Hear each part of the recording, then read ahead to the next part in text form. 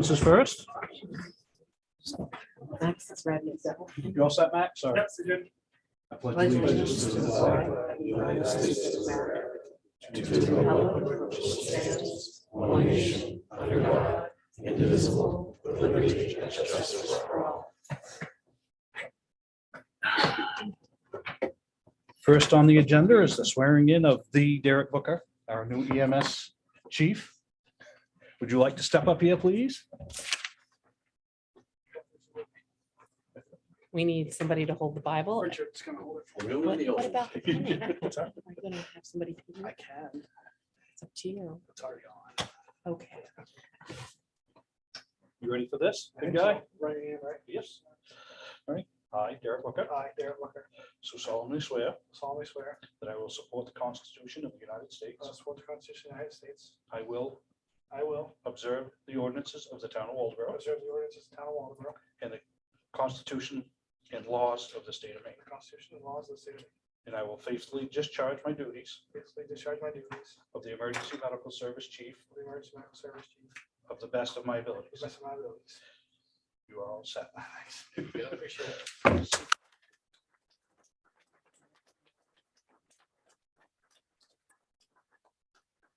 Do you want to say a few words? Yes, he should. So you should say it. I think Richard should too. Get right back up here, Richard. Whatever you feel you should say. You start. Yeah, I'll do that. Yes. I just think, so I've served you for the last 10 years as your EMS director, and I've enjoyed it, and I'll miss it a little bit. But Derrick's going to do a great job for the town, and it's always good to have new young blood come in and keep the service moving along. Waldeboro is very fortunate to have the professional EMS service that it does. They do a lot of good. And so he'll take that and carry on with it. So I'll just say thanks to Richard for all the years of service and dedication to the service and leaving it in good shape for me to take over. I really appreciate everything you've done in the town. Myself, the service, we thank you for everything. And we can't thank you enough. Can't put it into words. So I look forward to serving the community and the surrounding towns and just hitting the ground running with Richard, to fill Richard's shoes. So thanks for your time and your effort, and I appreciate it. Thank you for taking over. Well, sure, you bet.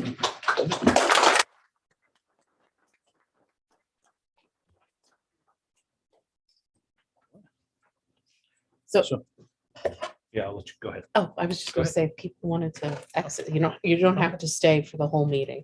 It's a very long meeting tonight, so if people would like to exit, you're allowed. Don't feel bad. So, Thank you, guys. Yeah. thank you. Thank you. Always good hanging out.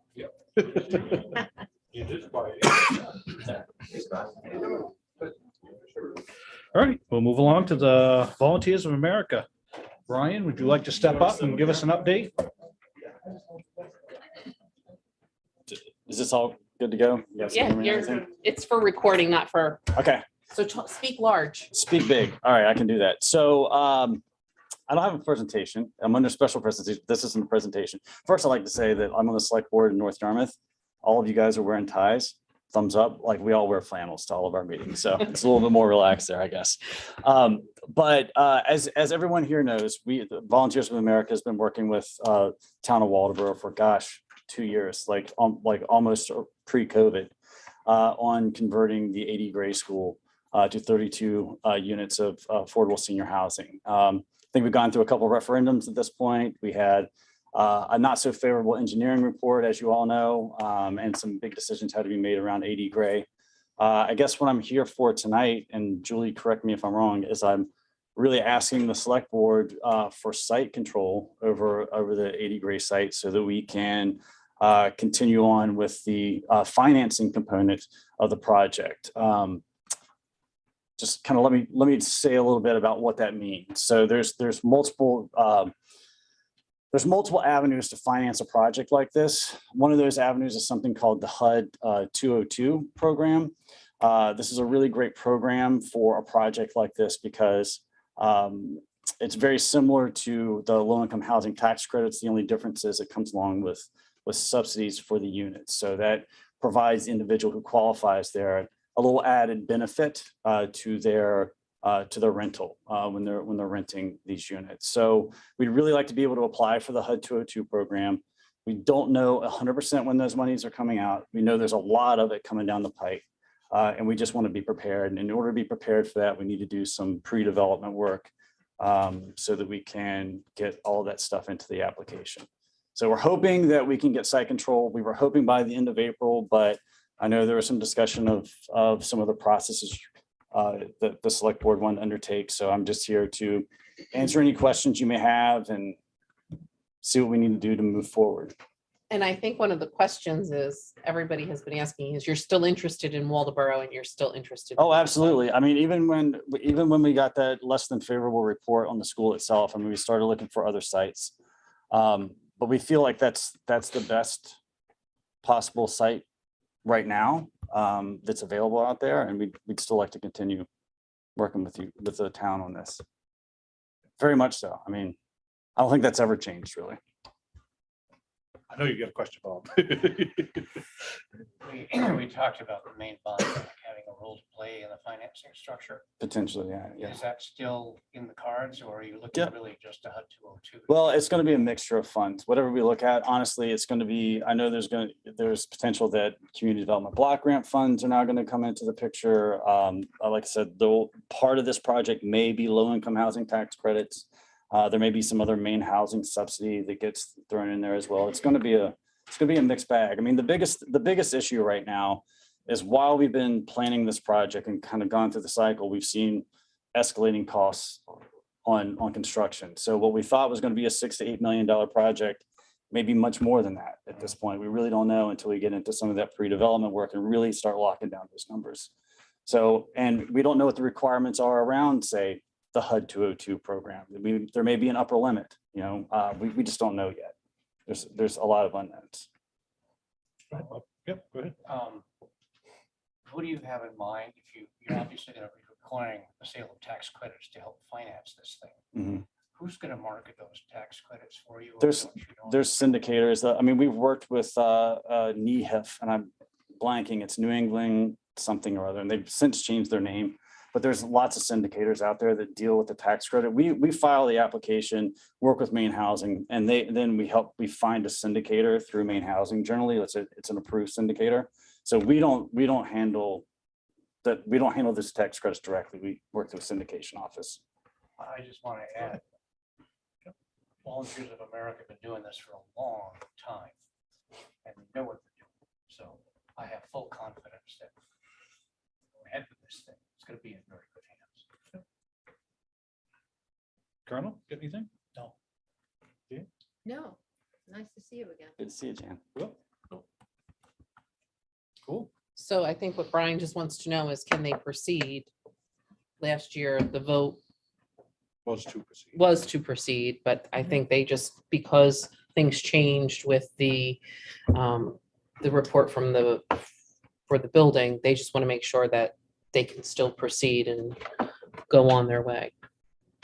If I could just say, my understanding of the vote last June was that the building was going to remain and it was going to be converted as is to something different. Now we know that can't be the case.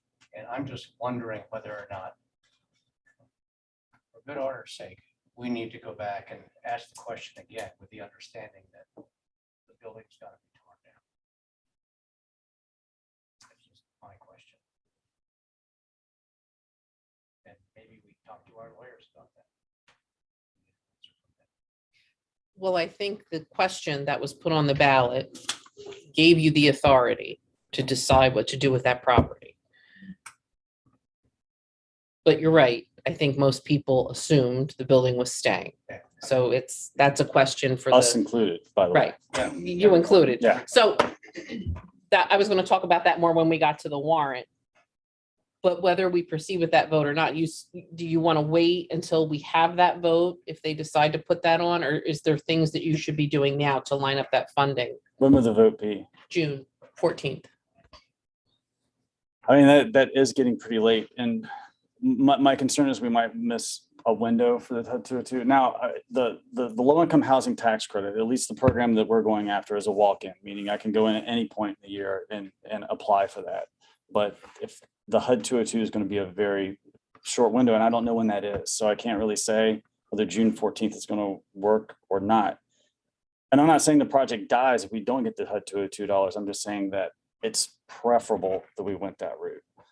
But I will also say, on top of all that, that you know, we want to be good neighbors, and we don't want it to, you know, come across as like, oh, they came in and they were going to, now they're tearing this building. I don't want any of that. We don't want any of the, you know, we're here to be here for, you know, decades into the future, and we don't want to start that on bad footing. And I would say the only other question would be, you realize that you're going to be responsible for taking the building down. Yeah. I was just gonna add, if it's time sensitive, and we decide that it's best to have the vote, would you accept, or would you be able to use a letter of support for the concept from the select board or from the town manager, supported by the select board?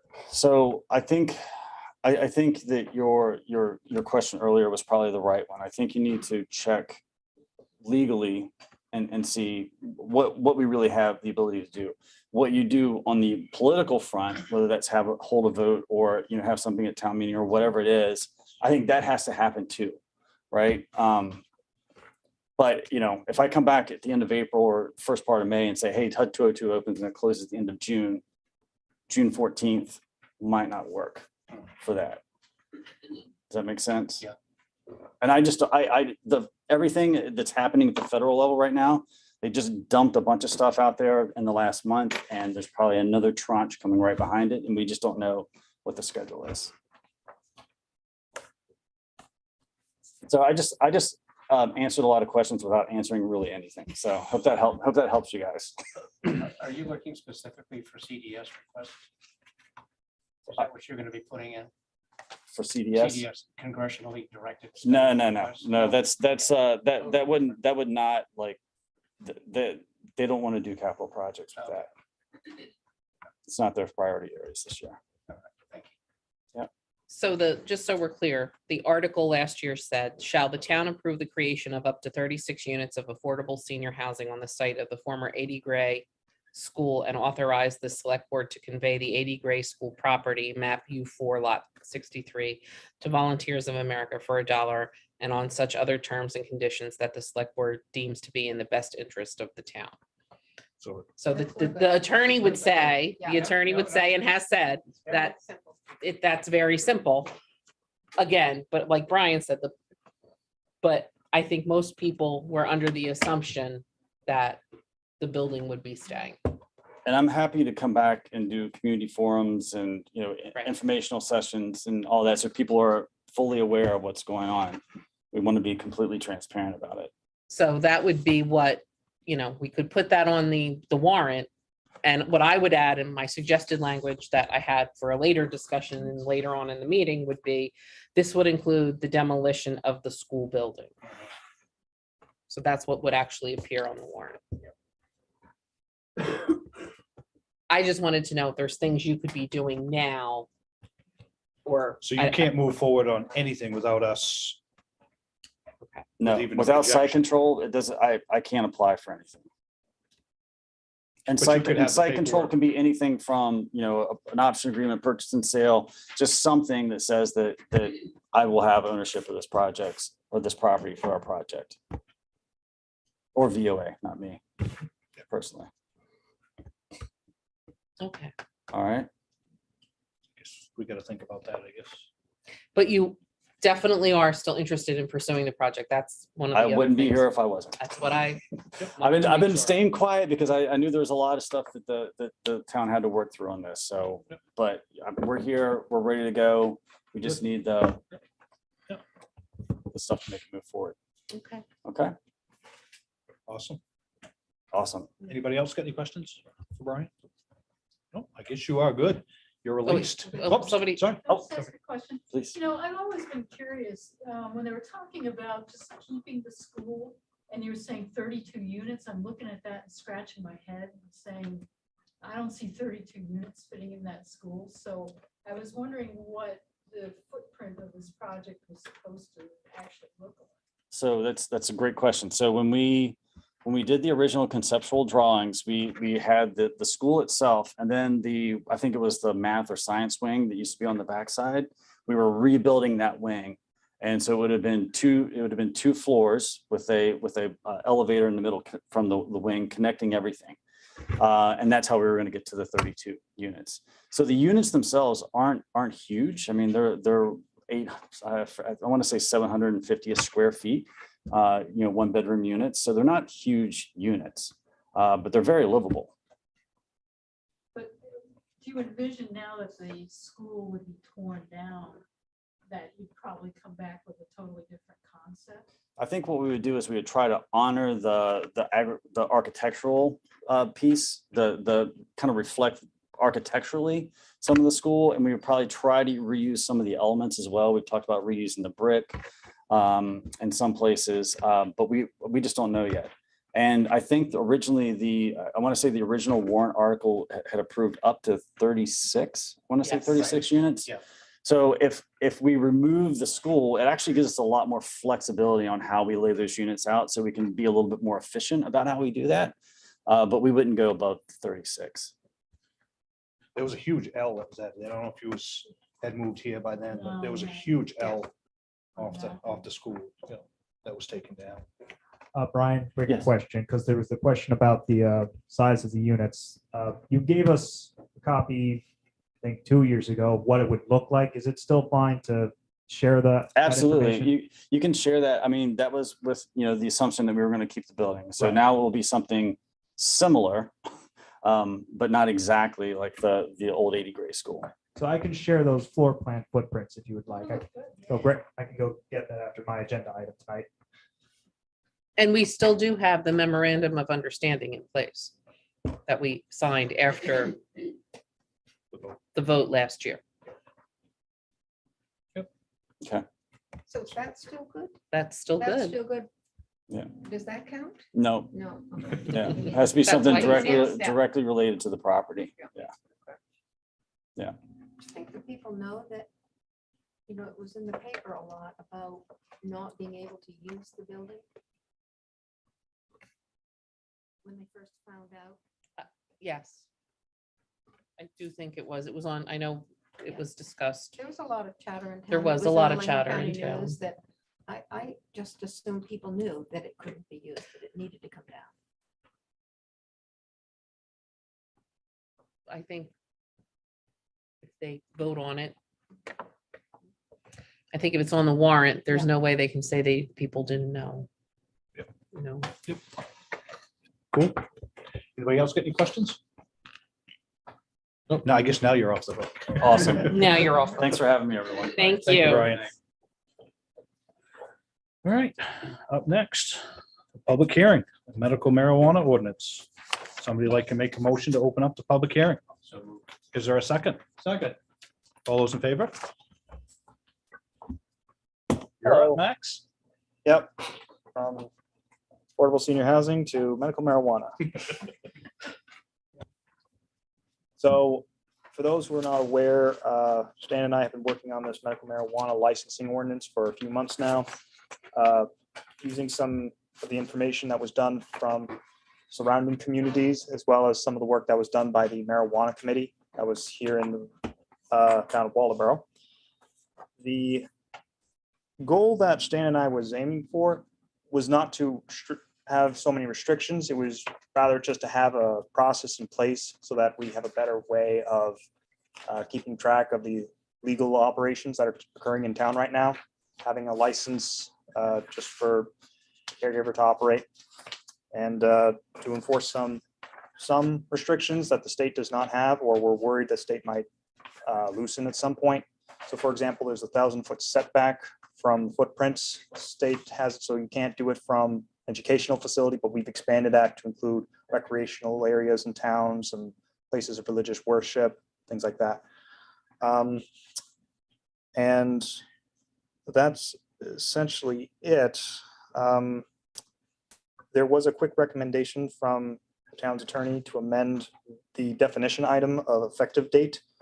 I can pass around what the language is, but the attorney suggested that the language should read effective date, comma, date of applicability. This ordinance shall take effect immediately upon its adoption, effective date, notwithstanding the provisions of 1 MRSA Section 302 or any other law to the contrary, and regardless of the effective date, this ordinance shall apply to all registered caregivers within the town of Waldeboro as of April 12th, 2022, date of applicability. That's just so that there's somewhat of a moratorium between now and June, so that someone who could potentially violate this ordinance wouldn't be able to have the chance to do so. So this is a retroactive law that we would be imposing. Bob? Bob? Was that a definition that you just read? Yes, It's different from what I have. Right. yes, Right, that's well, what the that's attorney, what that's the what the attorney That's says. what- would- yeah. Yes, All right. So you would recommend that going into the effective date definition? yes, that's what the attorney did. That is what our town attorney recommended. Other than that, Have you fixed all the issues that were in it before that yes, were problematic that? Yep. I see Freeman's here tonight, so. No, I'm just curious. and I've been working with Freeman to have a very good sounding ordinance here. Yep, good. And Freeman's happy with it? Is anybody out, everyone else? Got anything to say? I'm just confused. I thought we already had a medical marijuana ordinance. No. so- So right now, the way the way the state has it defined is there are the communities that opt in who proactively create an ordinance so that they can allow certain businesses, and then the opt-out communities where we don't allow retail stores or dispensaries, testing facilities, things of that nature, but we do have to allow registered caregivers. That's something a town, every town has to allow.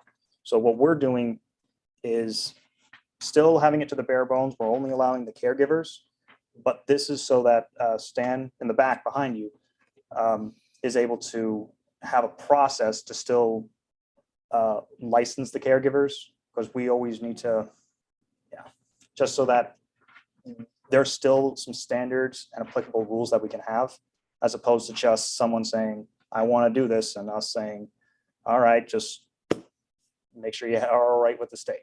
So this is to give us some local control on that.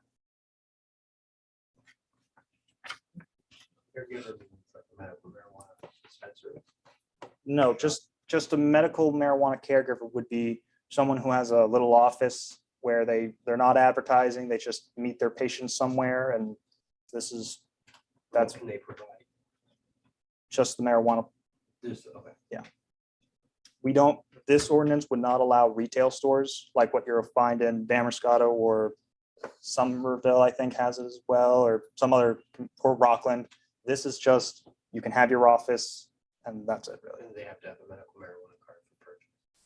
Yes, a qualifying patient would have to then have their medical marijuana card from the state to go to that office. You got any more questions, Bob? I thought I saw your hand I up. just wanted to make sure that the registration fee that's being paid is a one-time registration fee. It's not intended to be annual. Stan, do you want to come up and answer the fee schedule items?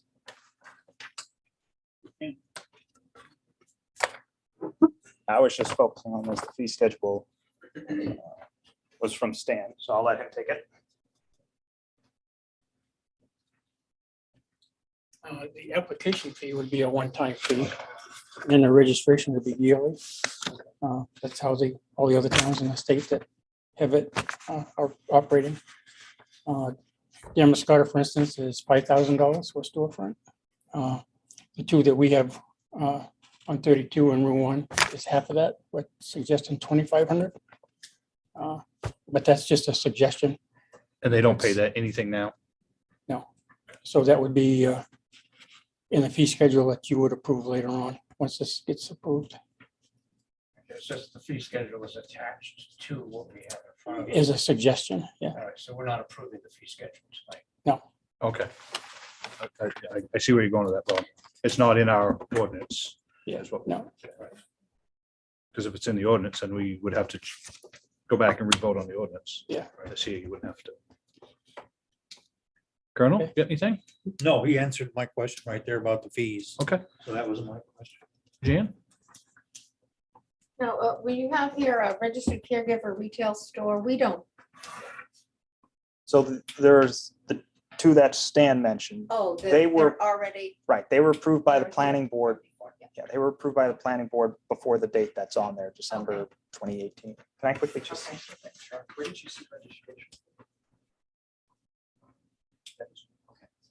I just wanted to share that. There is one quick clarification I want to make. It's not a, with what Bob read, that's not a registration fee, it's a licensing fee. We're not, just a quick little clarification for people who can't see it at home. Will? Good, okay. Anybody else got anything? Do we want to make a motion on this? I move acceptance of the town of Walsboro medical marijuana licensing as amended.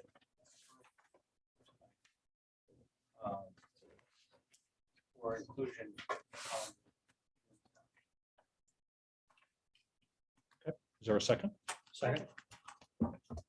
Any more discussion? Hearing none, all those in favor? You are all set. All right. Oh, should have come out of actually, we need to come out of public hearing. Somebody make a motion to come out of public hearing. Is there a second? Second. I'm Uh, sorry, that's fine. No, that's fine. That's fine. I was getting ahead of myself. So, all right. So we've already acted on it, so. You want us to redo it again? No, you're fine. Okay, you sure? I'm positive. I just want to make sure. we're all I'm set. good. Okay, I'm good. all right. Any adjustments to the agenda? I have a couple. Okay. We had our Shellfish committee meeting last Thursday, and the Shellfish Conservation Committee came up with some changes to the ordinance so that you would have to go over them. And basically what it applies to is setting penalties for harvesting without a license, and also a penalty for failure to stop when the Shellfish Conservation Warden would like you to have an inspection. So I just want to pass these down wherever you put it on the agenda, but that is something that we will need to, it has to appear on the warrant, so you'd have to take action on that tonight. So you want to put it under new business is 10.5? Sure. And then also for consideration tonight is a fly car policy for the EMS medic fly car that I can just go over with you, if that could be 10.6. 10.6.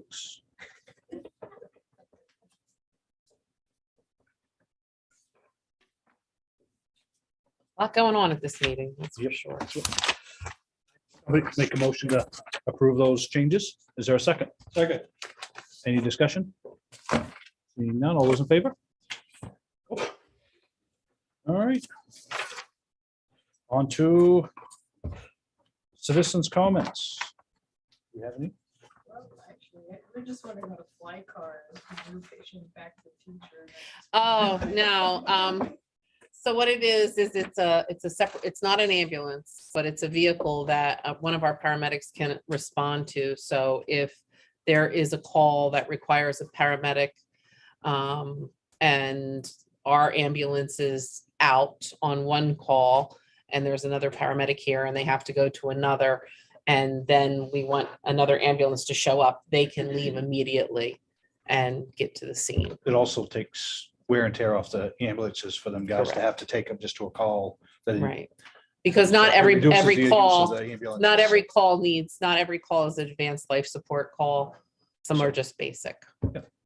You don't need a medic on every call. The only other comment that I can think of is our governor said that everyone in Maine will have broadband. We're still sitting there without it, so I'm just wondering if the town got any money for that again, you know.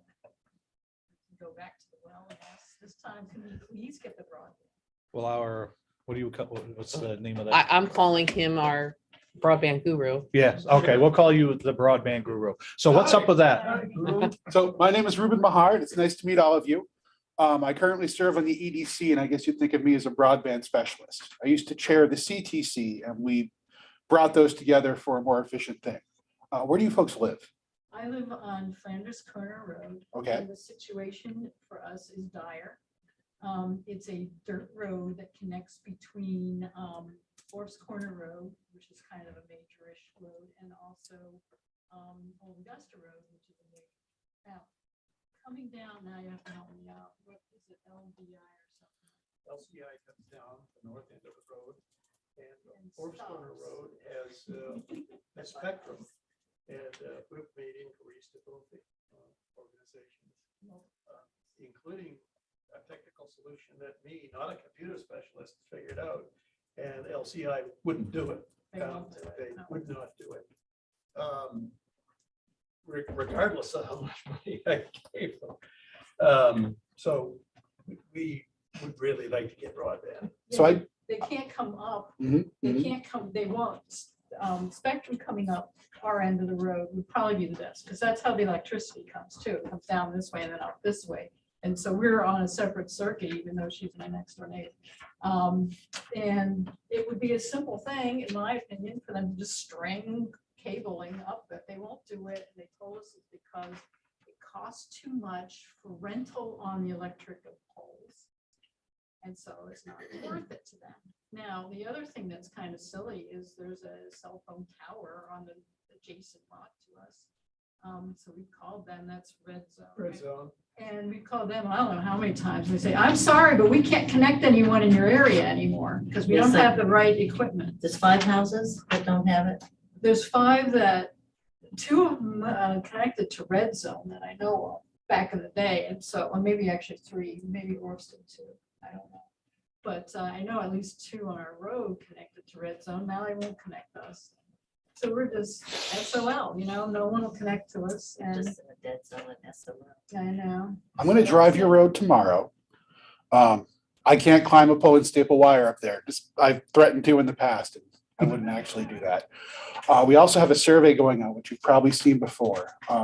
Is that something that can be printed, or does it have to be email, or where are we? I have to make an amendment, but it can be Okay. mailed. So what I'd like to do before you folks leave tonight is I'll give you my phone number so we can talk. I'm gonna drive your road tomorrow. I've got some other driving to do anyhow, and we have some conversations that are in progress with a few different ISPs. You're on that list. You're our next strike. Once we got Chapel and those surrounding roads done, the next phase was completing the unserved areas. So you're seen and we know about you, but I also know that rings kind of hollow when you're sitting there without access. I want to talk to all of you. I will give you my number. I'm very interested in the solution you came up with. I am technical. I've been working in IT for 15, 16 years at this point, and I think I can help bridge that gap in communication.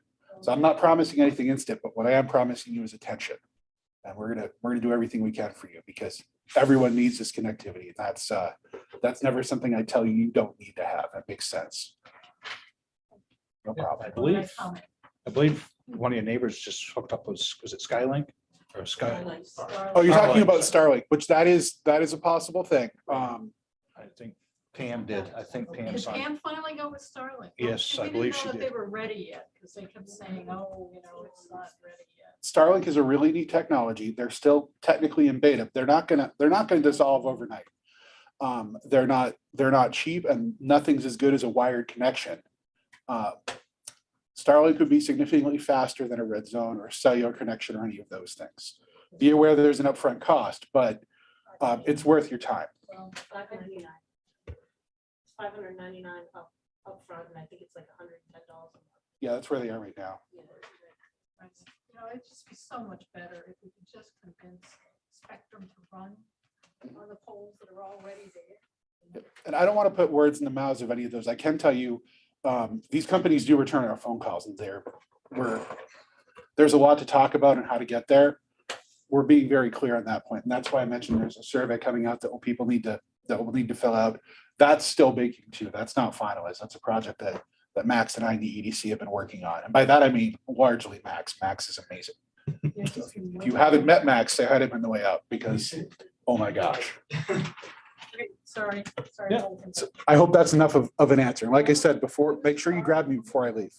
Bob, I'm just curious how you're getting connectivity now. Are you using your phones to hotspot? Cell phones, Yeah. we pay a small fortune because Yeah. we can't afford not to have full amount of data. And they charge us for 4 lines, even though we only have 2. Right. And then we got a hotspot and they see fit to choke us back after like 2 days, it seems, of regular service, which is already slow. And then they choke us down to like, you get like 660 kilobits per second. So you sit there, I can't even do work on Publisher. Like I do the church newsletter for my church over in Noblesboro, no, in Newcastle.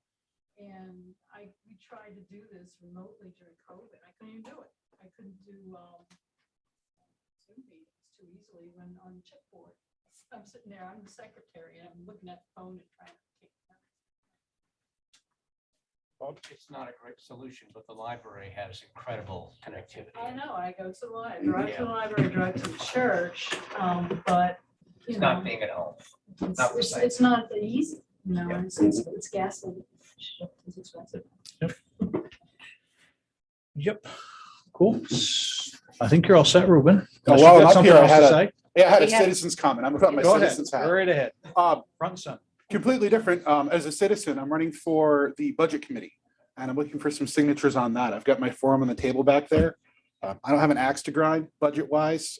We need more people there that can think. Right now, I think if no one shows up, they can't vote, if I understand correctly. Anyway, I want to get involved in that and just help the town out where I can. So if anyone's interested in helping me get on that ballot, I've got a form you can sign back there.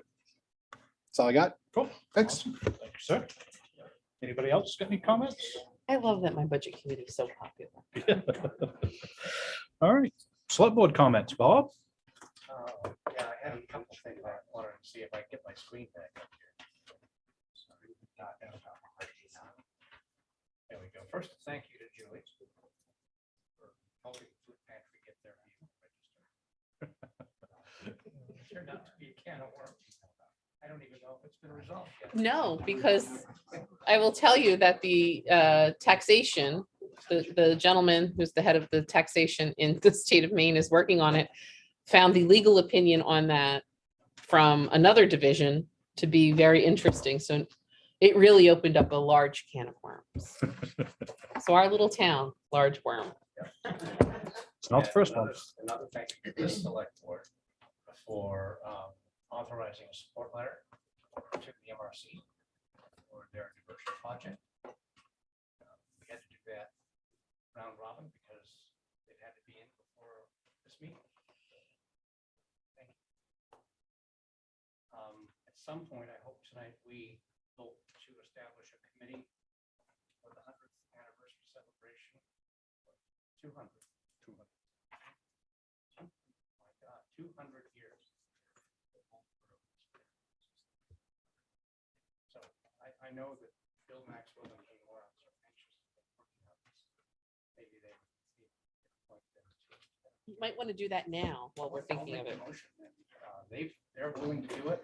They're the historical society. It's appropriate to be in their hands. And I think their idea is, as co-chairs, to get some subcommittees together to do the work that needs to be done. They were the only 2 volunteers we had. So far. Yes. So you'd like to make a motion to start that committee? Yes, And how many would you like on that committee? 7. 7. And expandable based on their recommendation. I mean, they may need more than that. Is there a second? Second. Is there any discussion? Seeing none, all those in favor? And Carl Solberg, who just joined the Sylvania Development Committee, did an amazing report on office size. He's chaired with the committee, at least, maybe with the select board. He really went through that. This guy is experienced and knowledgeable.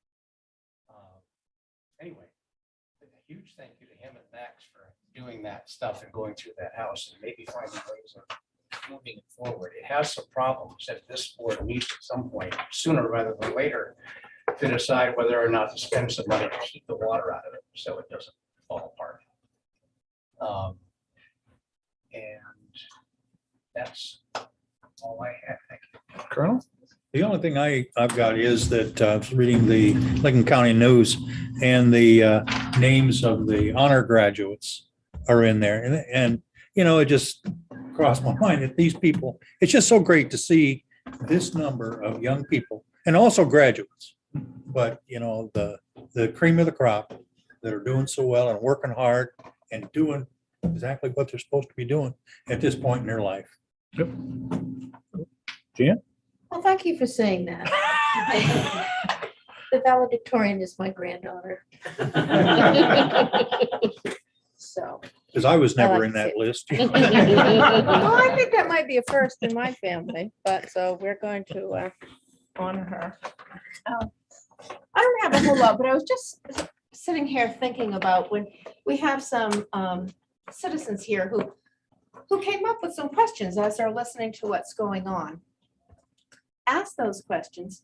And here we have an expert who can stand up to the podium and answer some of those questions or offer to help. And I just think we're very fortunate in town. And then who gave credit to Max, who has done wonderful things. I just think we're so fortunate in Waldeboro to have some of those people who can help the town like that.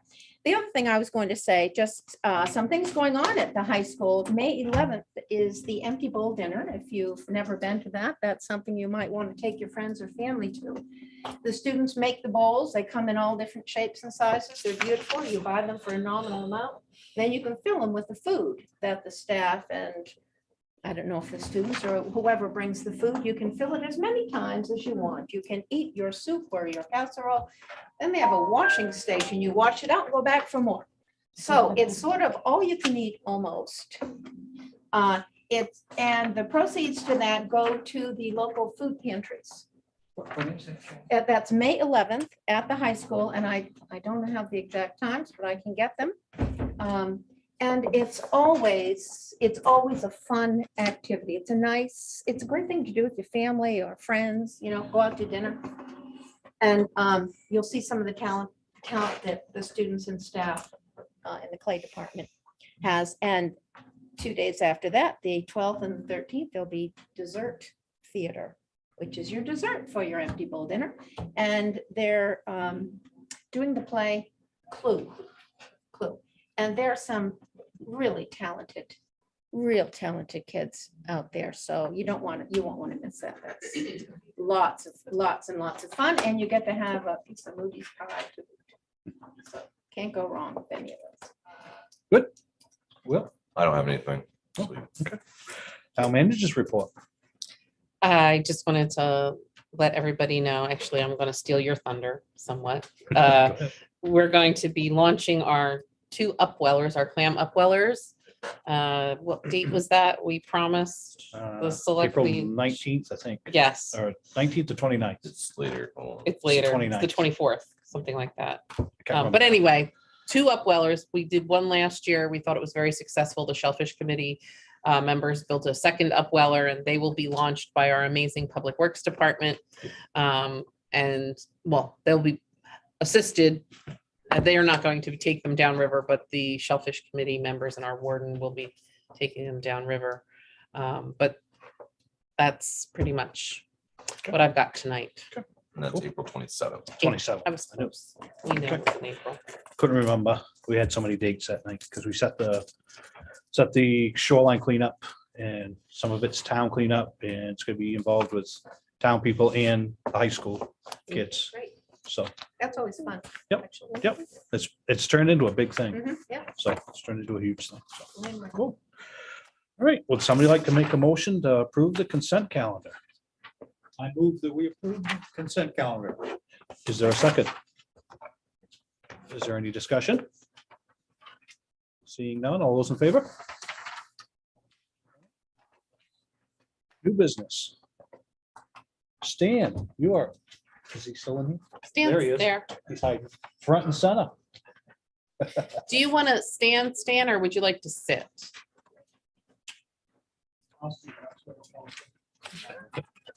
And Max, do you have what I sent you, the PowerPoint?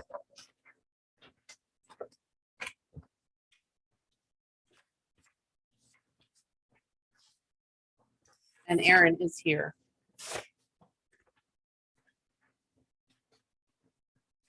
I just don't know where we're starting. 3288 Atlantic Highway. Aaron's. Okay. Brindle. The reason I sent Aaron a letter back, let's see here. Well, he came to the selectmen's meeting.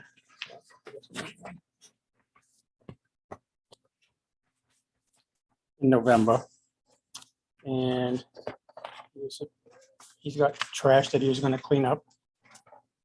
Was out there in March, and there's still some trash there. So it's Demo, but yes, I know. what you mean. demo. So it hasn't been cleaned up yet, basically. Loads out of there, then the winter got the best of me, then mud season, and now I'm waiting on a different excavator, because that one, starter's gone in it, so the one sitting out front. But yes, I'm supposed to have one coming this Saturday now, they said. And the DEP's been there a couple times. And the problem is the DEP, there's only 2 of them in the field that can go out, cover the whole state. So they don't get out very much. And they asked us to follow through with whatever we want to do. So that's why I had him back here, because spring is here and there's still some stuff there. Actually, I don't know if you can see the TV from where you are, but that's what's there now compared to what was there. It's probably half of it's gone, Yeah, I would say. yeah, no, the winter got the best of me, then time, money, a bit of everything. But So that is.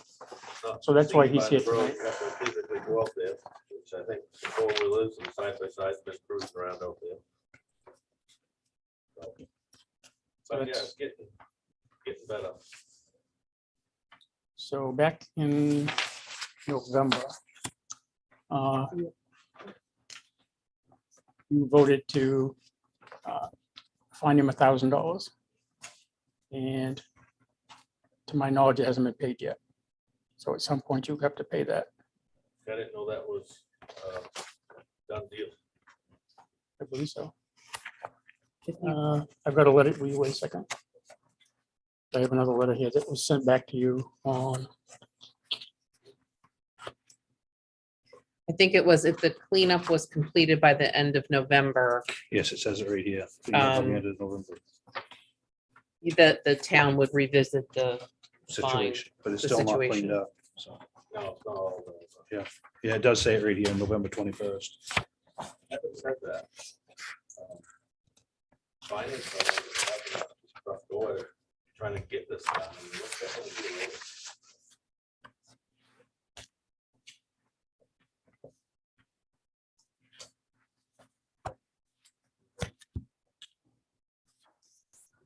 Well, I think the problem, Is it ever gonna cleaned up, I guess is the situation. That's I think that's the board's issue is, Yeah. if it's ever gonna get cleaned up, Yes. you know what I mean?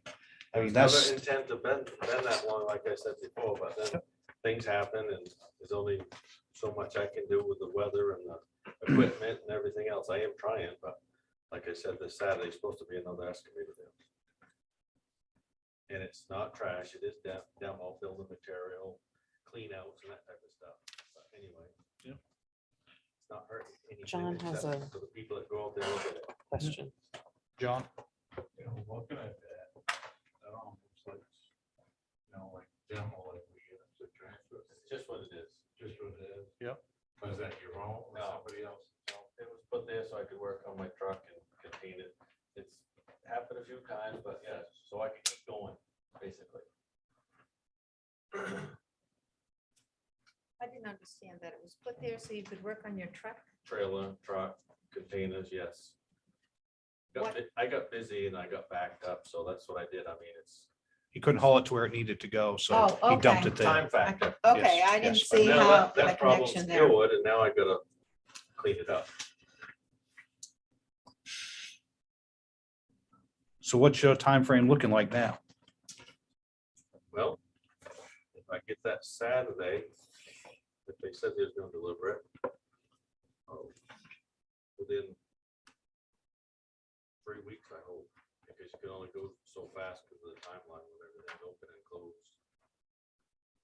closed. Where are you taking it to? George Walk. Northwell. Is it your vehicle that you're using to transport it to Norwich Walk? Yeah, that's what I do. I mean, it's kind of like fishermen. Fishermen have crates, lobster, trap, crab.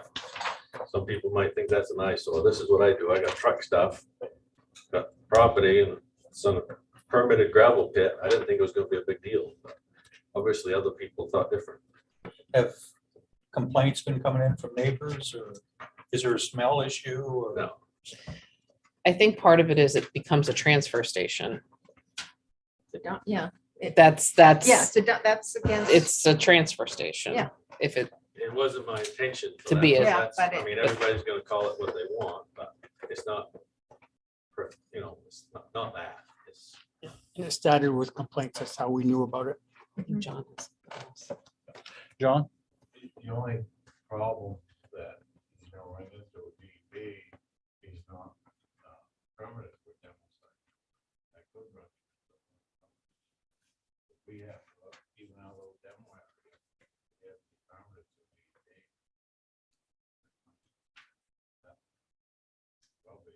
If DEP's been involved, then probably, you're probably lucky you haven't been Well, fined by I them. mean, it is what it is. I'm Yeah. trying what I can do. I mean, I'm one guy show, you know, so it is what it is. I mean, we could say that for a lot of different places in Walden. I don't want to be that guy. Well, what about this one? What about that one? You know, I know what I got to do. There's many on the list right now. Yeah, Trust well, me. There's a lot more than that on the list that I could tell you about, but I'm not that type of person. Everybody has their own eyesores in every door, yeah, depending on what you do. So what is a time frame that you feel comfortable giving us for the cleanup, do you think? So if I get it the 16th, try my best by May 7th. I can't get it all done by May 7th. I'll get someone else to finish it. Like Libby. I've already talked to him, but May he's gonna let me use one of his cans to help out. The 7th would be 3 weeks from Saturday. So we have our next select board meeting that after that would be May 10th. So could we have an update by May? Does that sound reasonable to ask for an Yeah. update by May 10th? Yeah, I'll be here. I'll come in. Okay, Stan? Yes. Okay. I mean, Anything else you want, need from us or anything? no. Okay. I You got think my it- number, right? I mean, just give me a call. The letter crap doesn't really reach me very quick. Well, if it's not in writing, I can't prove that I called you. You know, it has to be in writing. It's That's, gonna be a paper trail. Has to be a paper trail. I saw you the other day, but, Yeah. yeah, no, he'll come back May 10th and Okay. it'll either be done or it won't. Okay. So So Yep. what happens then? What happened to the? it's up to fine? you at that point. Whether we waive the fine or not, Okay, so we, Or You reduce. could waive or it. reduce it. or whatever. so at this point, it's still an active fine that, at this point, because it Correct. wasn't done Yes. in Yes. the timeframe. Yeah, that was 21 days. Yeah. So you can, November 4th. right, you can reduce it It or, got snowed in and the mud season hit. Now we are dry enough so I can get out there again. so you have that option, either reduce it or eliminate it, Or waive it. yeah. Okay. waive it. All right, I guess you got until May 10th. Get it cleaned up. All right, I appreciate it. Cool. Stan, next. When you have. Paul, 970 Main Main Street. Street. Okay, the next one is 970 Main Street.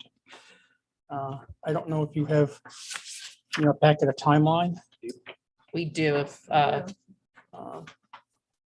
it's the first timeline right there. It's that. So the first letter to Seth was on October 9th, 2018. And I've been dealing with him since October of 2018. He was notified to come to the board last November. He chose not to. At that point, we gave him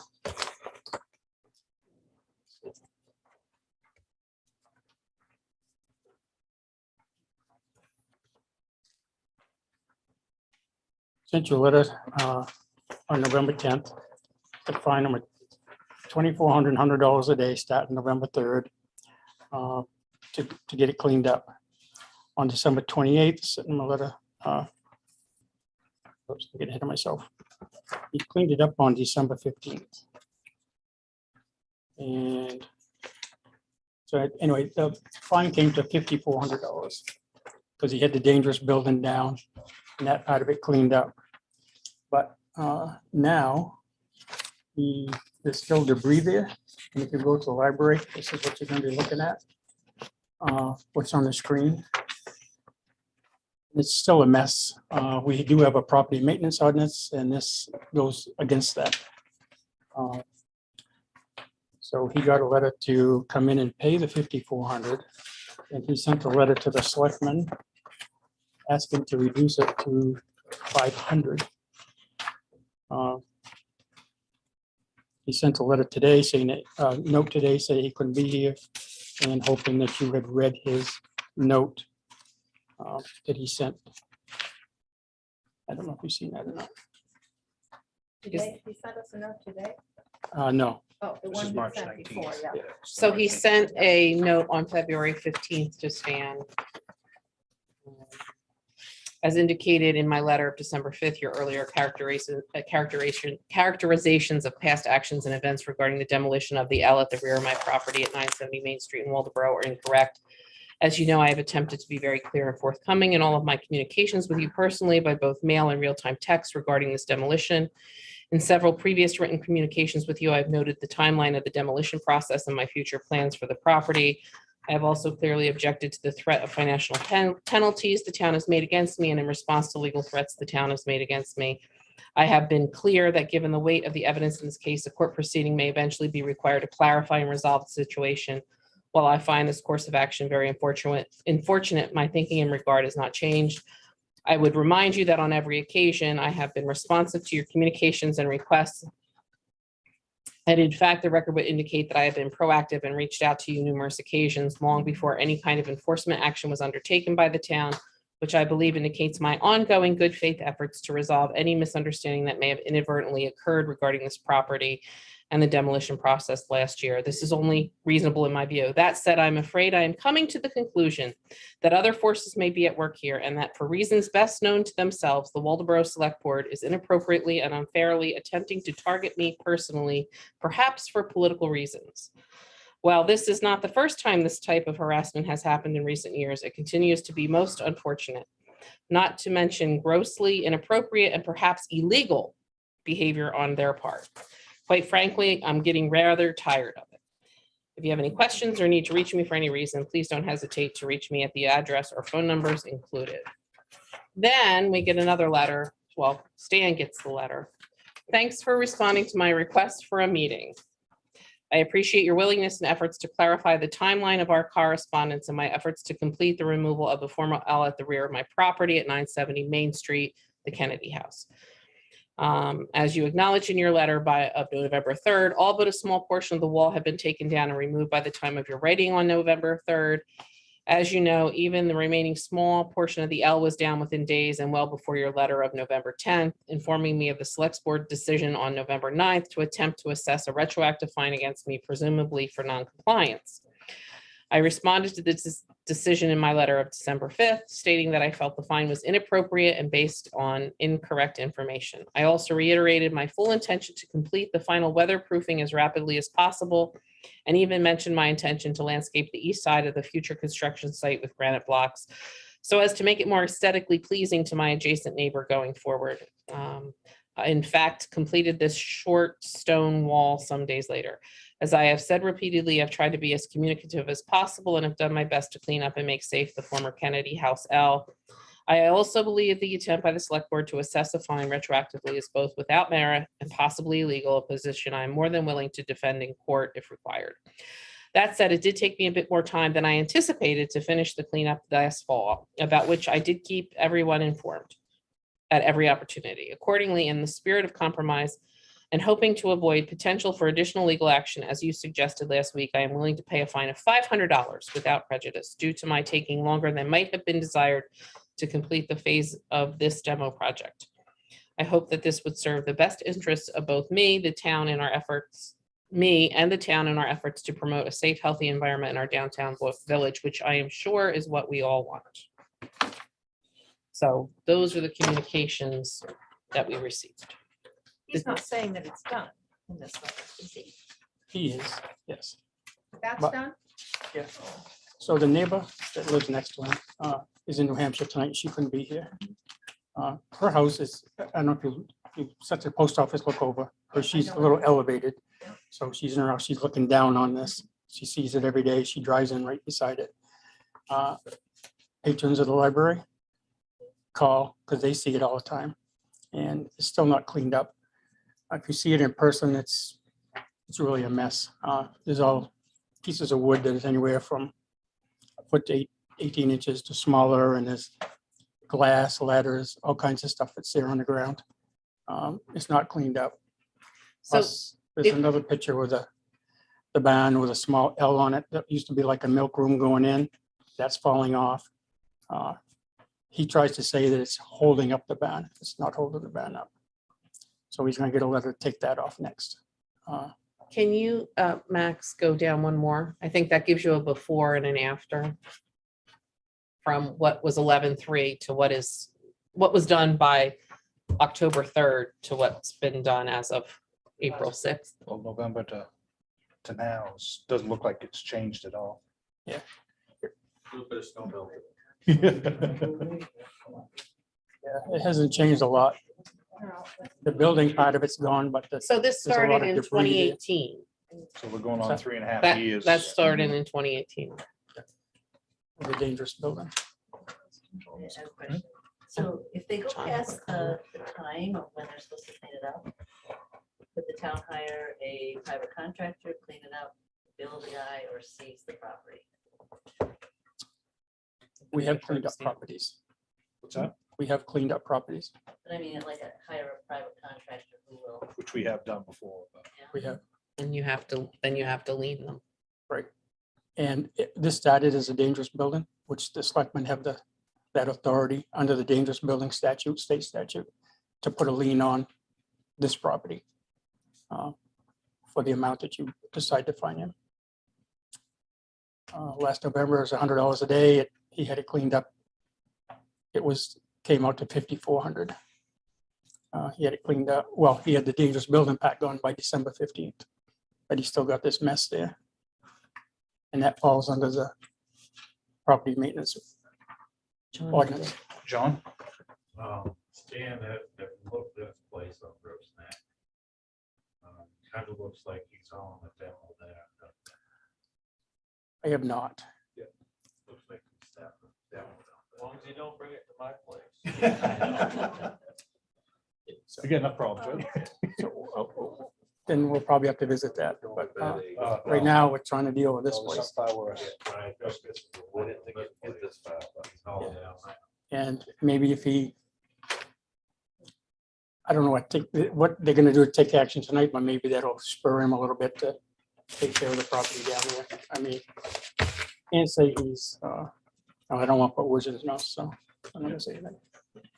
He's still buying property in town, so. He could clean it up if he wanted to. So what's the board's pleasure?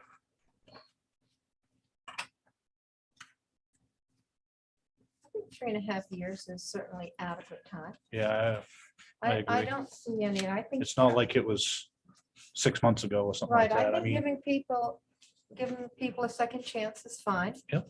But not a third yeah, or a fourth. or whatever. I And mean, to say, I'm to sorry say not- we've targeted him is ridiculous because it's been 3.5 years. Yeah, this is, I mean, yeah. He said 11 written notices. what's that? He said 11 written 11. notices. I mean, that's just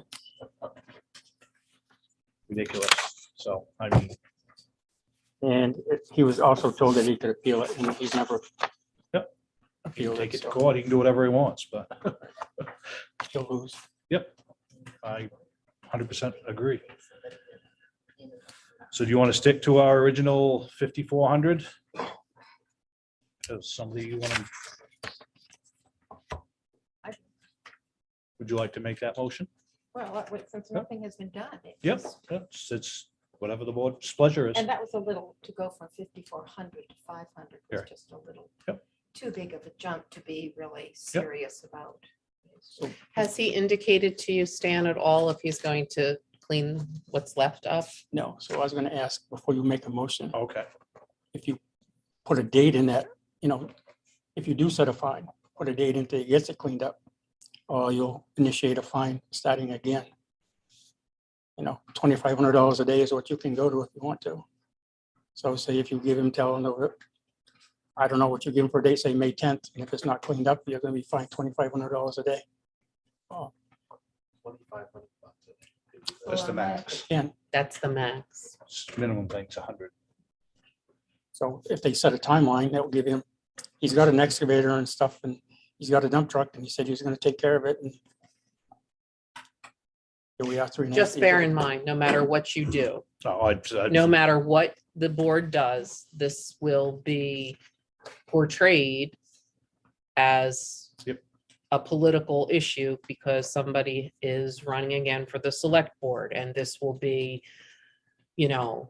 portrayed as, Well, he says they're picking on him, but there was one on 2500 Winslow Mills Road. And they come in today and took care of it. We fined them before.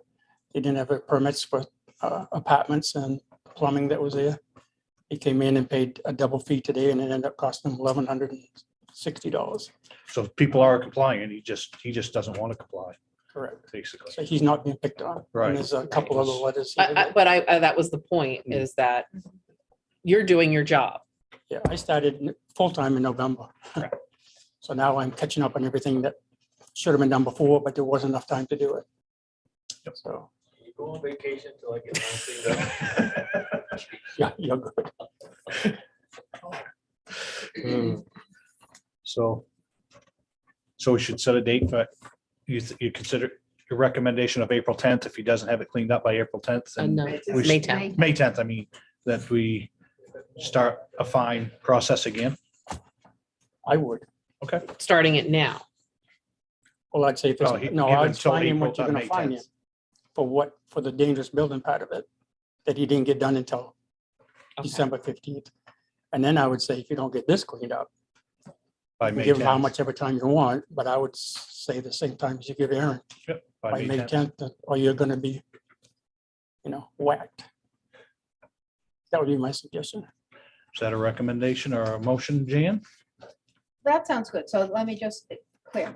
Yep. We're maintaining the fine from before, just leaving that. And this is starting fresh, and we're giving him the same time that we're giving Mr. Grindle. Mhm.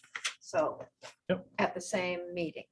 So Yes. that's hard to say that he's getting any different kind of treatment. Yes, so moved. And what is the Just clarify the amount motion. today?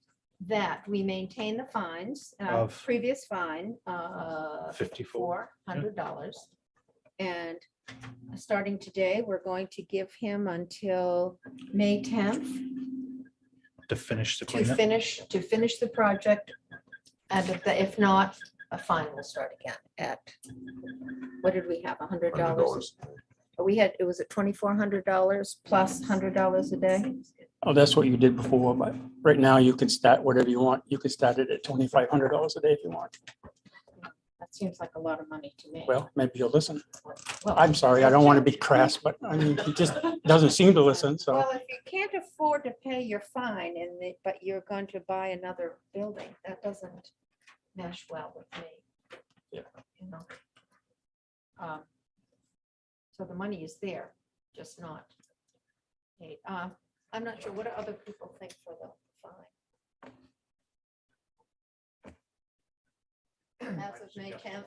It's like the one he Started off 2,400 and then $100 The after. same. $100 a day. The same fine as we gave in November. $2,400 fine and $100 a day. Is there a second? I'll second. Any more discussion? Seeing none, all those in favor? Yep. Next, 2,500 Winslow's Mills Road. They came in and paid today. Oh, okay, that's the one that came in. Yeah, we don't have Okay. any more pictures to show people in the back anymore. Okay. East Ridge Mobile Home Park. Okay. So Fred has been in the office a couple of times. He sent a letter. Well, we did have letters though that are included. Uh, Oh, okay. He has also, Saturday, he gave notice to 9 residents here to evict them. Those are under the age and drug dealers and such. They've been looking to other trailer parks because and unfortunately, or fortunately, whichever, nobody wants them. So I don't know where they're gonna go, but they're gonna have to leave. They got eviction notices. They have started to clean it up. I got a call from Chips today to help one put rails on the deck.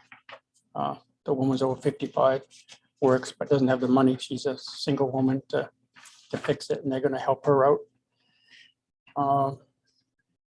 Yes. Because I just want to make sure, we've been trying really hard to make sure that what we're fixing,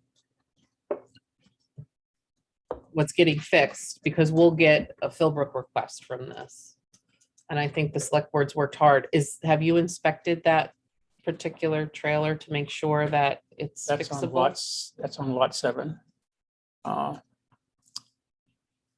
The trailer's okay. When we was there with the state 2 years ago, they recommended that the steps and stuff be replaced on it, besides put rails on it. I told that to the girl today, Brittany. So she's gonna send a carpenter to look at it, and I told her I'd go up and take a look before then and get back to her, so. So that's in the But he process. has started to do what we asked. He's planted the trees on Chuck Campbell's line that was supposed to have been done years ago. I think he's in a position now that he's looking to sell it. And to do that, he's got to get it cleaned up. To come back to the planning board to take the 55 and over age limit off, he has to be in compliance with the town to do that. Or he can't go to the planning board. They want it. That was their last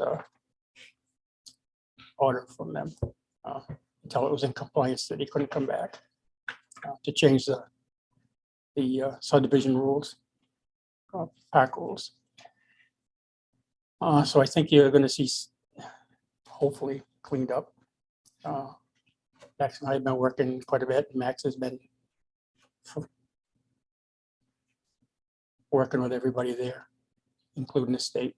So, you got anything else to add to that?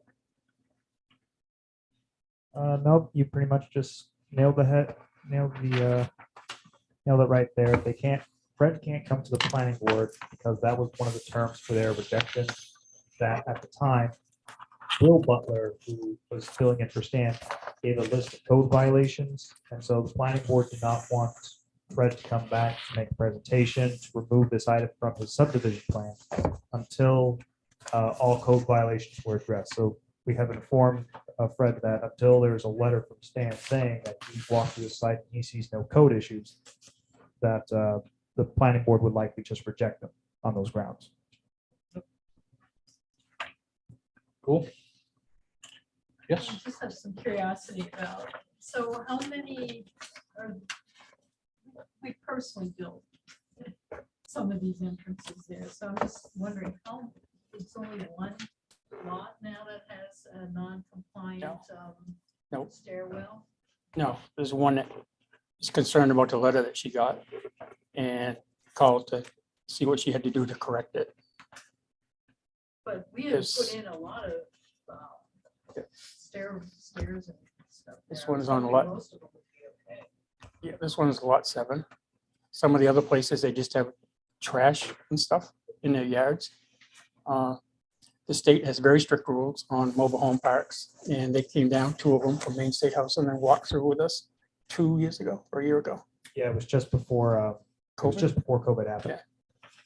So we still have that list and they've been notified and they haven't done anything. So now we notified Fred of these issues twice or 3 times. So now he's starting to help clean them up and, Are you just saying it's the trash, or are you saying that the? oh, there's all kinds of stuff. There's buildings that have fallen down on some of the lots. There's trash. You drive in, you know what I'm talking about. There is a couple places that don't have rails on the decks. We're just in there.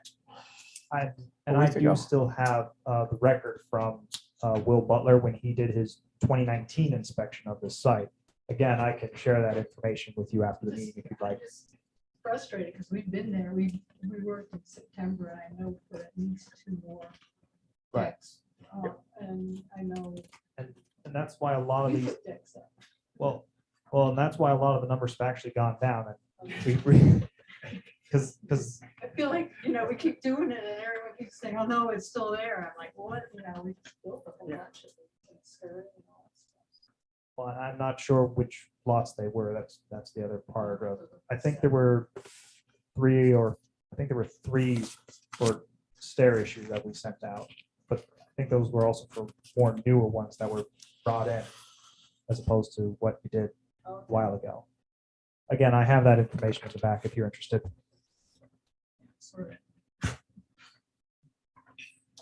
Okay, Bob? I'm just wondering what the end game is here, if there is one. I think, well, his end game is to get it in compliance with the town rules, ordinances. But you really feel that's what his end game is? I mean, I think he wants to sell it. right, but in order to do that, he's got to be in compliance. Correct. So hopefully, Sooner than later. oh, I mean, well, when's his state permit up? Next year or this year? He has to renew it every 5 years and the state will not renew it if it's not in compliance with the state rules. and if it's not renewed, then I believe it'll be the state that go after him because they need to have an illegal mobile home park. okay, so it's not the town that is responsible at that point. At that point, if he doesn't have a license, no, Okay, it will be the state. We have issues other than what the state is. is there something on file with the state Yes. reporting all of these Mhm. problems? Yeah, they came down and walked through it with Max and I. So they Each actually have a property. file, so if he walks do. in to renew, they Correct. open the file and they say, sorry. Yeah, they'll come down Okay, and take another walk around. if there's only 2 of them, how do we know this is gonna happen? Oh, no, this is a different department. All right, That's a DEP. We're talking about Main State House and then the 2 guys that are in charge of Main State House. They was here before and they will come back. Anything else, Dan? Nope, there's a couple more letters that are hanging out there, but their time period's not up yet, so. Yep. Anybody else on the select board, anything? Well, I'd say you're all set. Thank you for the update. Just so you know, we're ahead of permits from last year. The building is still going strong. I don't know how, but. And I just did another permit tonight for another new house, so I think you've got 5 new ones since the first of the year. And 2 mobile homes. Cool. Awesome. Awesome. All right. All right, next, review the town. Going. So what I would suggest for the review of the town warrant is we'll either be doing that next Tuesday or the following Tuesday. Since we're going to have some clarification on the VOA question. So Okay, we so you should wanna- just hold that Want off. to table that? till We'll the next table meeting? that. Would somebody make a motion? I'd make the motion, but is that gonna give us enough time to? Well, the 19th, we'll know by tomorrow. We tried, Tanya said that she tried to call. So we have to have a meeting between now and our next regularly scheduled meeting. Well, I'll know tomorrow. Yeah. Okay. But I'd rather just hold that off until I move we table. Until that. next appropriate meeting. Yes. Is there a second? Second. Any discussion? Seeing none, all those in favor? Okay. We'll move that out of the way. Survey for the MRC. Bob, that would be you. Yeah. The MRC has been in discussions with the receiver who's been officially appointed by a court. They've gone out and they've entertained bids on the plant in Hamden, the solid waste processing plant in Hamden that's been closed since the start of COVID. The agreement with the bondholders who have all the cards, who own the place, is that someone will own that facility by June 30th. Someone else will own it. The bondholders have agreed that someone else will own that facility. The MRC has put together what's called a stalking horse bid. In the event that those who are interested in purchasing the facility don't come in with a bid of at least $1.5 million, it's acceptable to the bondholders. The bondholders agree that the MRC can buy it for that price, minus up to $500,000 in costs incurred by the MRC between March 1st and June. So the MRC is trying to figure out, well, if the MRC ends up owning it, and that's 115 towns who are members of the MRC, Cushing, Friendship, and Waldoboro are 3 of those 115. How do we finance continuing the operation? And there in your packet, there's a table describing the cost of getting it back up to operation. $1.5 million to acquire the facility, $1.5 million in estimated upfront costs to get the liens resolved. There are outstanding liens on the property. Paying key creditors who will continue then to work with the facility because they've been paid, and bypass disposal costs. If we're not taking it to the plant, we have to bypass the solid waste, and it's got to go somewhere else, and the tipping fees are higher. So there's a differential tipping fee that has to be paid by the MRC. And then there are things that we need to do to the plant to make it more efficient. The plant runs, it works, it operates, it does what it's supposed to do. But there are things we can do to make it do it more efficiently, save money, and actually make money in the medium term. So they're looking for about $20 million, $21.5 million.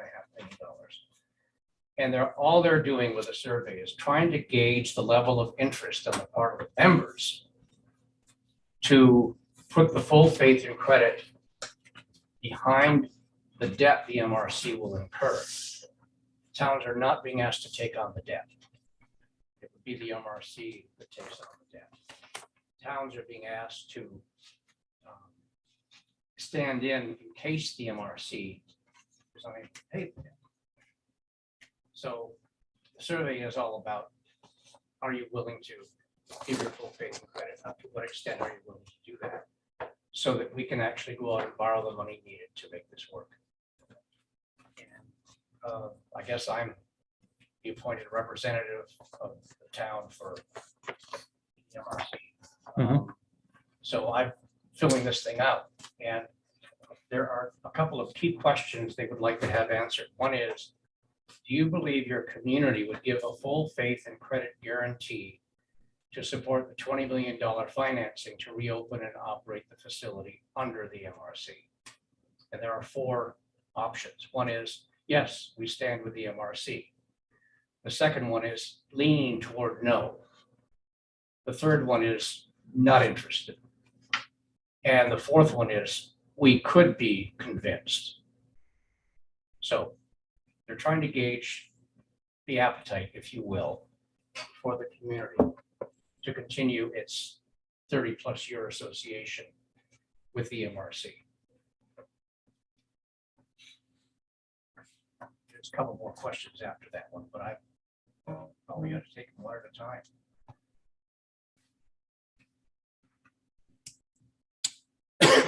John.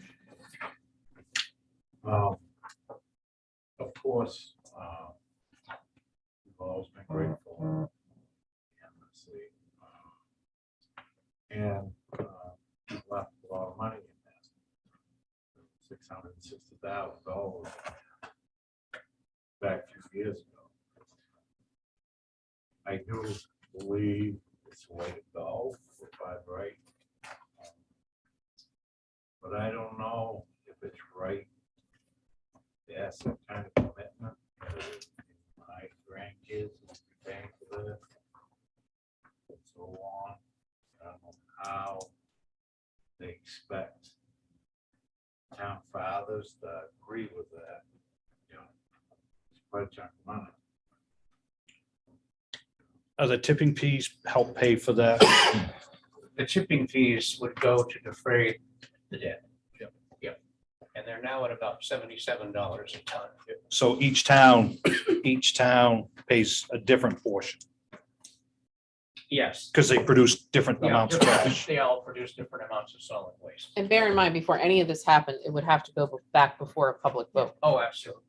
All this is do you want to talk to us about this? Or are you just not interested in talking to us about it? The technology, has it ever worked? Because I know for a fact that a lot of towns got coerced in going there. I don't know how many times it's been sold. It started originally, they promised the world to all these towns, got a lot of money invested, and then it didn't work. It's never been sold. It's never been No, sold. the bondholders who financed the construction of the facility have been the same bondholders since day one. So how many times has it been shut down? One time, And because they ran out of working capital. The bondholders didn't make a loan they promised to make and didn't do it. It's never been shut down because it didn't work. It operated for 6 months. It passed all of the DEP requirements. The MRC is actually on the DEP permit. That's one of the strengths the MRC has. It's named on the permits that are required for the plant to operate. so they So started separating different things that they was gonna take originally, and it all went to Old Town to the landfill. And that's the bypass. yes, a lot of it. Yes. They it's promised still the going. town there's gonna do all this, but then they have to take it up to Old Town. That's true. I know I've dealt with all those places and nothing good from different people has come out of there. So putting all this money into that facility and they're gonna promise you whatever, is it the right move? That's a lot of money. Mike? Yeah, just, I'd like to know what it is. Is this a landfill? Is it a resource recovery facility? Is it an incinerator? Is it a waste to energy plant? What is this facility you're talking about? None of the above. Okay. The MRC takes our solid waste and it separates out the metal, the corrugated, the mixed paper, all the stuff that is a commodity basically and can be sold as a commodity. What it can't package and sell as a commodity, it makes products out of it. Pulp is one of them, and it's, when they closed down, they had 9 shipments ready to go to Canada. They couldn't cross the border because COVID stopped it. Okay. Nuggets made out of plastic that's left over. It's a fuel. The Dragon cement plant would buy it and burn it if it were available. So that's basically what we're talking about. The diversion money we talked about earlier, that I thank you for supporting, the diversion project, will take things the plant can take, like bulky waste, tires, asphalt. And it will shred those things up. And among other things, it will make briquettes that can be burned as a fuel. And we'll also be looking into, with the University of Maine, creating a briquette that will help us get rid of the PFAS that have been the scourge of all the agricultural operations in Maine. Well, I came up in the Lincoln County Planning Board. The members, the wastewater treatment members, they were all complaining about having to comply with the code, PFA regulation. And all you can do with it, the only way to get rid of it is to burn it. That's right. It's the only way to do it. Yep. So That's good to hear. um, So if you get the right proportion of. it sounds like state involvement here Oh, totally. We have to be. would be the solution, both in terms of PFAS. Well, if you're gonna build a sludge incinerator, just tack on another burner and put a MSW incinerator to it, make some electricity. Is there a way the MRC can get a grant through the state for this? The MRC has applied for congressionally directed funding to move this forward. And the grant was submitted on Friday. The application was. John? The only thing I can say, It was created years ago, back when we were doing work.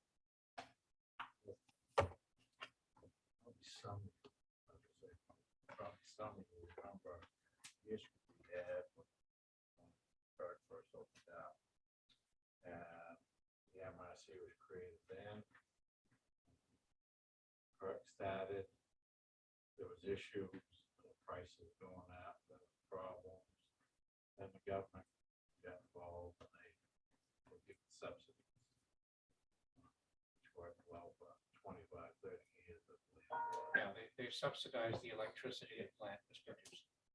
And we're doing well. I think right now, with the opportunity the MIC has, it's just gonna take some time. Right? More funding. I do think it's the way to go. Prices that we're seeing now, tipping fees, OBW, $250 a ton. Get rid of it. What's OBW? Couches and mattresses. Other bulky waste. Where are you taking it for that price? They're coming there. Take it to demo, it's $86. No, I'm taking it demo now, paying $72. It'll here. Yeah, we're looking at all the cheaper prices. But back years ago, the OBW was being sent to Canada to recycle. Now it's just landfill. You know, I like to see stuff to get recycled again. Make such a difference. Landfill only takes so much. We got what, 10 years left on that? The Norwich Walk? Norwich Walk, no. Now they've opened more cells. They used to be 7. 7 years. I couldn't remember exactly. 7. Old Town is state owned, so that will go on for how long? Hmm. It was full. They keep adding new cells. That's the beauty of the MRC process. It keeps this stuff out of the landfills and extends their lives. I wonder if they'll ever take, and if the MRC or that plant doesn't get enough trash, if they would ever haul it from either Norwich Walk or somewhere to get. They can't keep up with what they get now. That's the problem. They're bypassing it. The plant is, well, the plant's not running, that's why they're Right, bypassing, but the plant is sized to handle 140,000 tons a year. That's, you know. And their commitments are right now about 107,000 tons. I wish they'd actually built it near a landfill so they could actually wouldn't have had to truck it. They could hold it to landfill and then reuse it and Well, take it right to the land- plant we have right from the. 110 acres and it's near, you know, it's, why am I having a senior moment? It's near Hampton, it's in Hampton. Yeah. Right next to 95. down by Yeah, Dyson. it's right there on Colbrook The Lane. dice So, it's not that it's not operating. It operated successfully for 6 months. But it works. Technology works. There's no question about that. The University of Maine has confirmed that it works. DEP has confirmed that it works. It's simply a matter of getting the funding together. It was hit by a perfect storm. Working capital finance was in short supply. COVID hit, they had to shut down. If you're not producing product, you can't sell what you're producing. So they were shut down. And then, of course, they had some management issues. So all of those problems have been recognized and are being dealt with.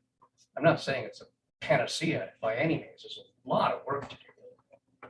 But I think to say we're walking away from it is a bit extreme. I guess I would say we could be convinced and listen to what they have to say to convince us and leave it at that. Do you think is that the final answer? Well, that's my suggestion, based on what I'm hearing here. I think it's a. All right, I'm fine with that. Will? Yeah, I'm fine with it. Yeah. Colonel? Colonel, okay. I think that's what will Okay. I ticked that. convince us of it. That's a Wilder Hunt line. So they're also trying to get what they call a voluntary subset of members who would be willing and able to participate as a very rough gauge. They're trying to get how many of you are willing to actually potentially not put money in, but underwrite guarantee up to X amount based on the tonnage you put into the facility.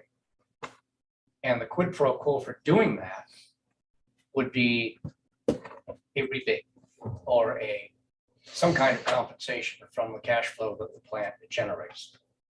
So if you're paying 77 a ton today, if you're underwriting a certain percentage of the debt based on what you put in as solid waste, we put in what, 2,500 tons a year, John? So we'd get a pro rata reduction in the tonnage and the cost of the tonnage we put in. But it wouldn't be a reduction in the per tonnage cost. It would be a settlement at the end of the year. Right. That's what it would be. Does that interest anybody? Well, what are the choices? Well, they based it on tons a year. So if you're under 200 tons a year, it'd be a minimum of $50,000 guarantee.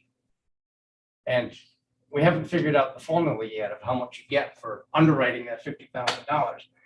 It's still under discussion and will be discussed further on Thursday. But one of the ideas that's been thrown out is a percentage of what you pay during the course of the year.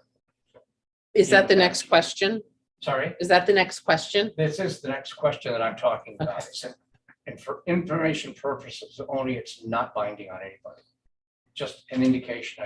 If you're interested, how much would you be willing to underwrite, or call it underwrite, or guarantee or help support?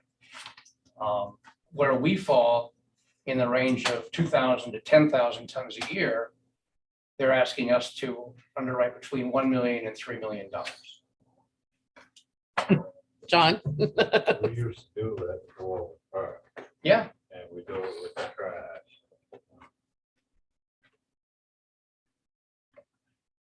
It's getting harder, trying to figure that percentage. We have to leave ourselves quite a bit of leeway. 500-ton leeway. Yep. You know, you need it. Well, that's a pretty big gap they gave you. I mean, what was it? 2,500. 2,000 to 10,000 tons. 2,000 to 10,000 That's tons. a- That's a lot. A pretty big range. That's Yeah. a big range. Yeah. Are they all that range? The smaller ones, well, the 200 to 1,000 is one of the ranges. 1,000 to 2,000 is the second one. They And the need big more one, ranges. 2,000 to 10,000, that we fit in there. And then over 10,000. I think they need more ranges. That would be my vote. Okay. I don't have a vote, but that's. Yep. I mean, that's a big jump. It is a big jump. There's got to We'll be. just say other. Yes, There's a box called other. that I can tick. Yep. Okay. say a 2,000 to 4,000, 5,000 range. Yeah. And then from a 5 to a 10, Right. 501 to a 10. Okay.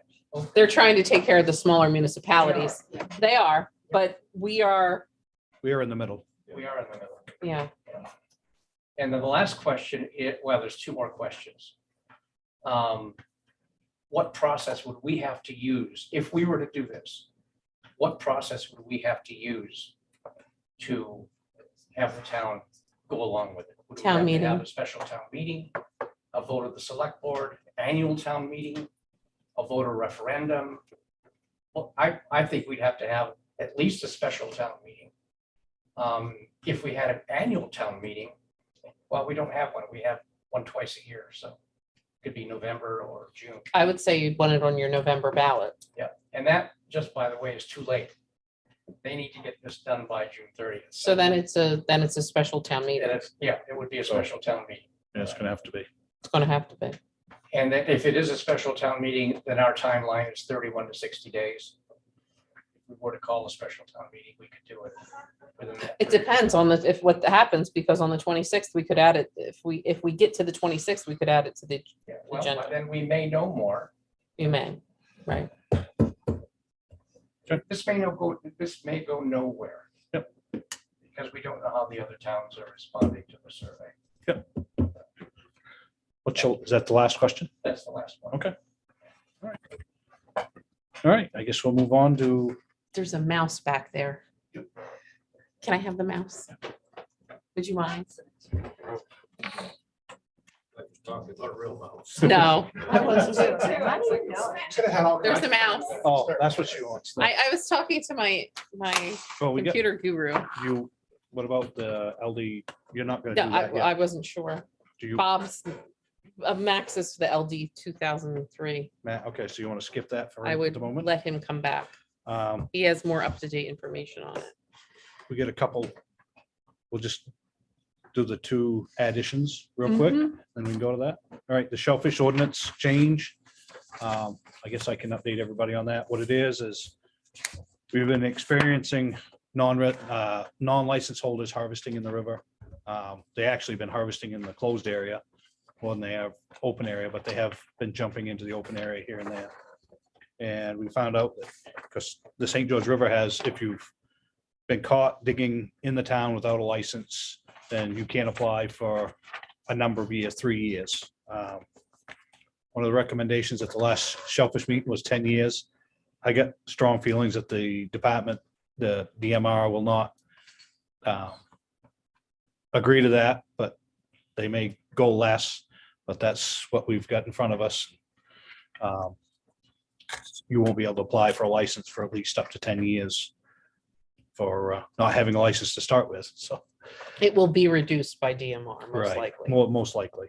And the other is the Warden Enforcement. There was a piece in Thomaston's that our warden does not have, and he would like to have it added in, was to, if somebody doesn't stop, if they run and stuff like that, he has the ability to check them, even if they have a license. So, you know, if they have small clams and they decide they want to run, even though they have a town license, he has the authority to go after them, so. Stopping people and stuff like that that are, What do you mean by go after? Chase So after they, them or Yes. go after well, them later? yes. But he can pursue them. It doesn't mean he'll catch them, but okay, I'll clarify that. yeah. But the penalty for harvesting without a license, any person who would be convicted. That's the hard, I mean, the first violation of this ordinance would result in a 1-month suspension of the license, and the second and subsequent violations of failure to stop will result in a 12-month suspension of license. So what's happening is Justin's out there, he's doing his inspections. Sometimes people, and if you don't walk in mud every day, you're not great at it. You're not gazelle-like. So sometimes if that's what people are doing and they're doing it every day, they, like a gazelle, disappear. And sometimes our warden can catch, but if he says to stop, they should stop. You might even know who they are, but he needs to have this in the ordinance so that he can do So his is job. Justin not a mud runner? Justin is not a mud runner. No. His boot, if you saw the size of him, his boots, they look like Yeah. snowshoes. He still can't run in the mud. So it is there is definitely an art to walking in the mud. And that was unanimously approved at the Shellfish meeting. Yep. We don't have to act on that. We just, you're gonna Well- do that when you do the warrant articles, correct? Correct. We'll just have that as a item on the warrant articles. Mhm. Okay, and now the EMS fly car. You have ordinance for So, that? no, I don't have an ordinance. I have a Oh, policy. policy, okay, sorry. So the fly car, which is not something from the future. We put in place a fly car, as everybody knows, to assist with our medics. And this policy defines the appropriate use of the fly car. It says it'll be utilized as needed for emergency medical response with primary coverage area of Waldoboro EMS to provide non-transporting EMS response services. First responding to emergency scenes in the event of no ambulances available to respond. It may be used to provide backup services to another unit on the scene of an emergency. The unit should be utilized to provide paramedic backup to a unit on scene of an emergency where a paramedic is not initially present. It can be used to provide paramedic backup to mutual aid areas where paramedic response has been requested. The fly car may be used to perform EMS-related errands with the approval of the shift supervisor. It may be taken home, and this is important, by a paramedic, and that would be somebody in our service area, to provide additional paramedic response in the event there is no paramedic on duty at the station or only one paramedic on duty at the station. And anytime that vehicle is taken home by staff, a member approval staff member approval must be given by the EMS chief. So one of the things that we experienced last year with the shortage of EMTs and medics was we didn't have some. Sometimes we only have one medic on. This would give the ability for those medics specifically who live in the area, and there's 5 now, 4, 5, I think there's 5, that they could then be on call from home. That's what my question was. Is that what they basically? was gonna Right, be so if they're they- not getting paid to be on call. They're only going to be paid If they get called if out. they get called out. And honestly, it's a nice balance, because it is tough. I mean, we're doing so much better filling shifts, but it is something that could significantly help. And then it also gives what it shall not be used for: personal errands of EMS employees. It shall not be used as a primary response vehicle to emergency scenes. The EMS car, the fly car, should not be used to transport the sick or injured to the hospital. And it should not be used as a primary take-home car for EMS staff or management. And the fly car will be licensed by Maine EMS as a non-transporting EMS vehicle. So those are all outlined. It's a standard fly car policy, but it's needed because we now have one. Any questions? Do we have the budget for it? Oh, yes, we do. Okay. Yeah, it's just the policy. We have the car. It's just the Yeah, it's already in policy. Have you place. seen it? Yeah. It's really quite fancy dancy. Mhm. They fixed It up. is. And it was an old police It's cruiser. our old Very police, converted. it's one of our old police cars. Yeah. That we converted over, so. It's really nice. Didn't really It cost- is. Yeah. Bob, did you have a question? Yeah, I was just wondering, what if he reached a conundrum where he's got the car at home and he's on standby to use the car? And all of a sudden, he's gotta be at the scene with an ambulance, not with the car. Well, I'm Because he's sure they'll be called out, approved. He's the only one available, no one else is around, or there's only a couple around, and it's just. Well, he's that still kind of gonna- emergency. So if it's that bad. Yeah. He's not gonna be able to drive. You would I'm call just curious mutual, what the- so getting a medic there quickly. Yeah. And I'm not any expert on this, but my understanding of this would be, you're getting a medic on scene quickly, you could call mutual aid in then if you needed the ambulance to transport. Are we gonna get hung up on the idea that, damn it, darn it, he had to use that car? He had to use. that I am car, sure if there was and it on a extenuating policy. circumstances, again, I think we have to use our good judgment here. All right. I just don't want someone to get hung alive because they were out of policy if they made the right choice. If you would like, I can have Derrick come at the next meeting and go over that scenario. No, Okay. I think your explanation makes total sense to me. I just didn't want somebody to get hung up for doing something they were doing. I'm sure that would be a big discussion we would have Yeah. if something like that happened. Would somebody like to make a motion for that policy? I move that we support the policy for the fly car. Is there a second? Second. Is there any more discussion? Seeing none, all those in favor? So, Yes. Now on to the big one. the big one. If you want, you can all turn around. I'm going to go pretty quickly through these. This is on our website, for those of you who aren't aware. And John Daigle's here to answer any questions you have. And John Daigle is for those of you who don't know, John, in the back in the green, is our Public Works Director. And we had a wonderful meeting with the DOT. They sent down Dave Allen from DOT and 2 other engineers. And this is what we were given. Okay, how come it's not moving? Oh, he didn't load it like a PowerPoint, did he? Okay. So this is the overview of Waldoboro. The star is the intersection that they're talking about. This is the Route 220. So I would say it's the Main Street, Friendship Street, Jefferson intersection. And John, anytime I'm wrong, just correct me. Everybody, I think, knows this is the westbound approach, the eastbound approach, northbound, and this is many times. I'm sure everybody's been stopped there. Just some more views of it. And I think we all will admit that it's a difficult intersection at times.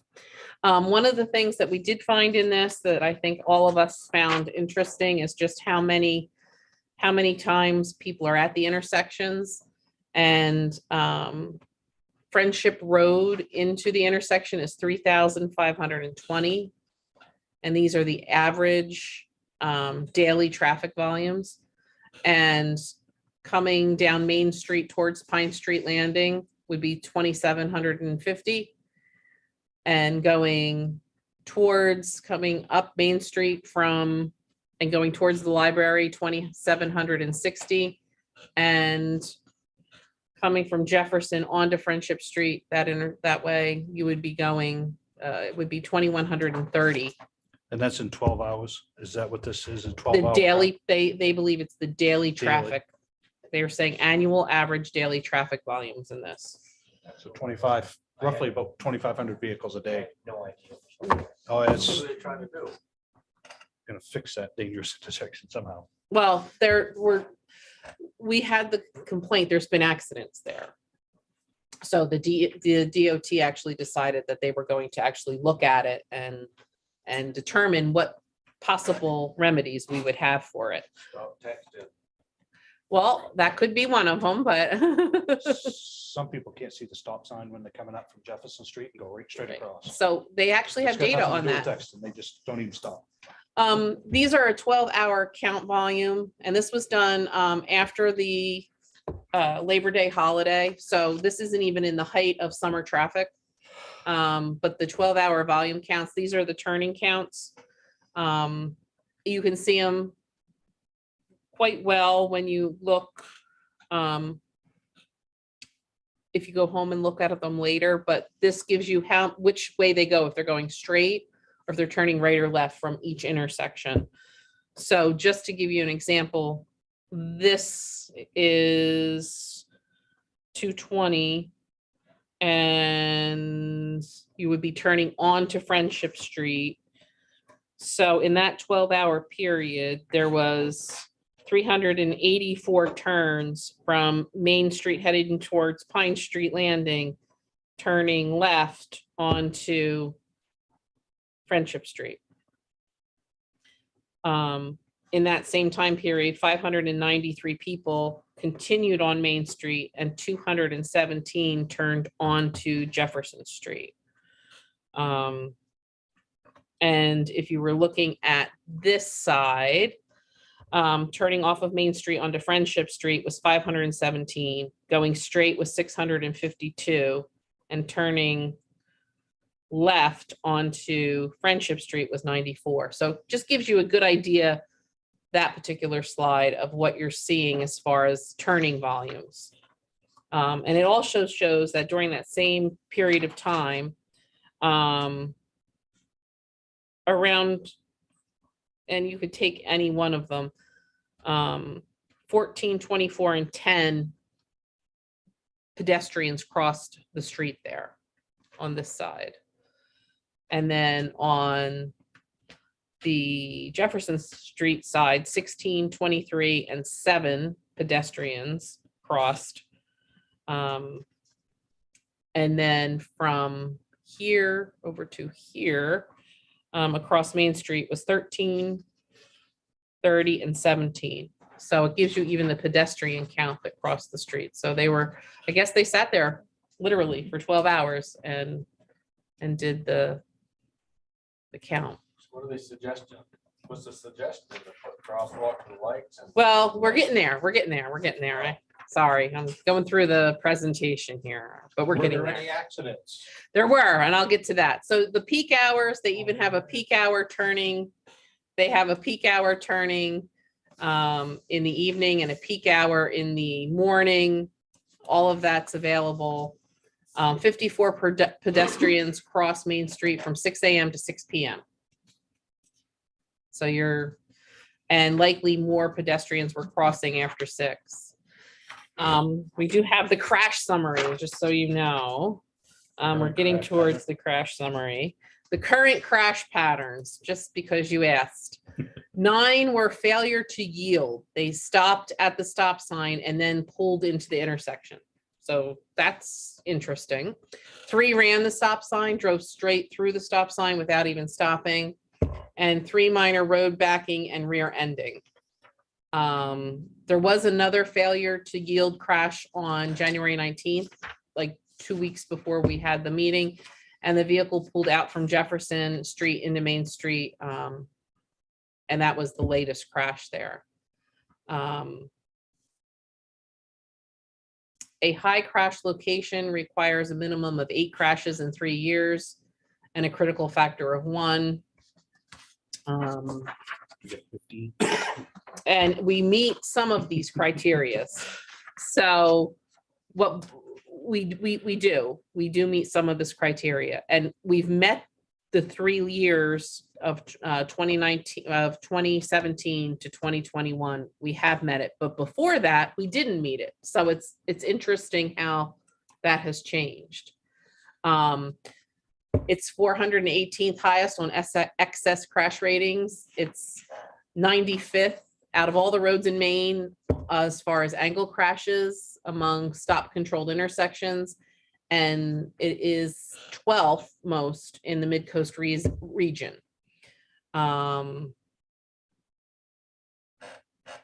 It does have a low average crash severity with, so it is below average. Injury percentage since 2017 is 31.3%. I would tell you though, anybody who was injured there would say it's not a low injury percentage. And there has been no fatal or serious injury crashes at this intersection in the electronic records, they say, since 2003. And 41 of 42 crashes are property damage or possible injury damages. So there's a couple of issues with the intersection, and that's a steep grade approaching and through the intersection, confusion of all-way stop. Some drivers may pull out in front of Main Street because they think the intersection is an all-way stop. So they think it is, but it's really not. There's limited vehicular sight distances, limited crosswalk sight distances, no standard crosswalk signs for Main Street, free-flowing approaches, and there's a significant difficulty to place signs, and that's part of it. This slide actually shows the sight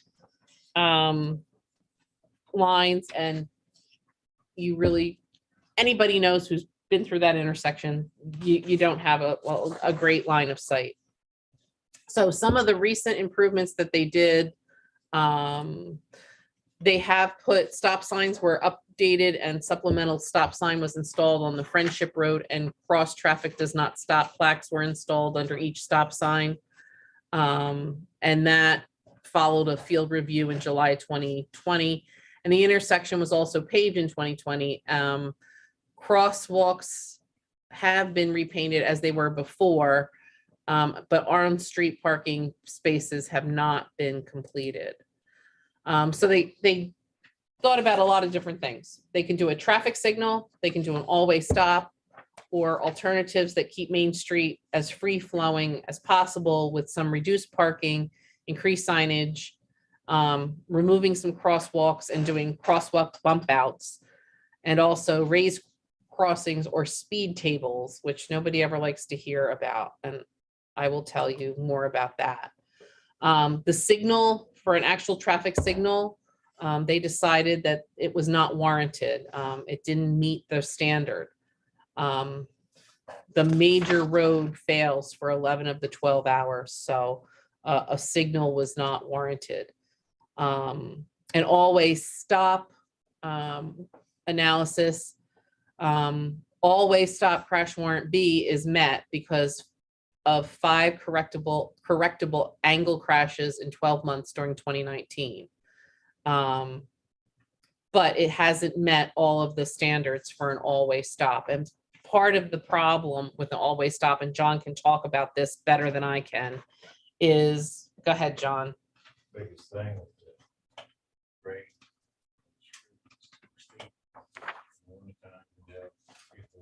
McDale. Still trying to stop somebody else.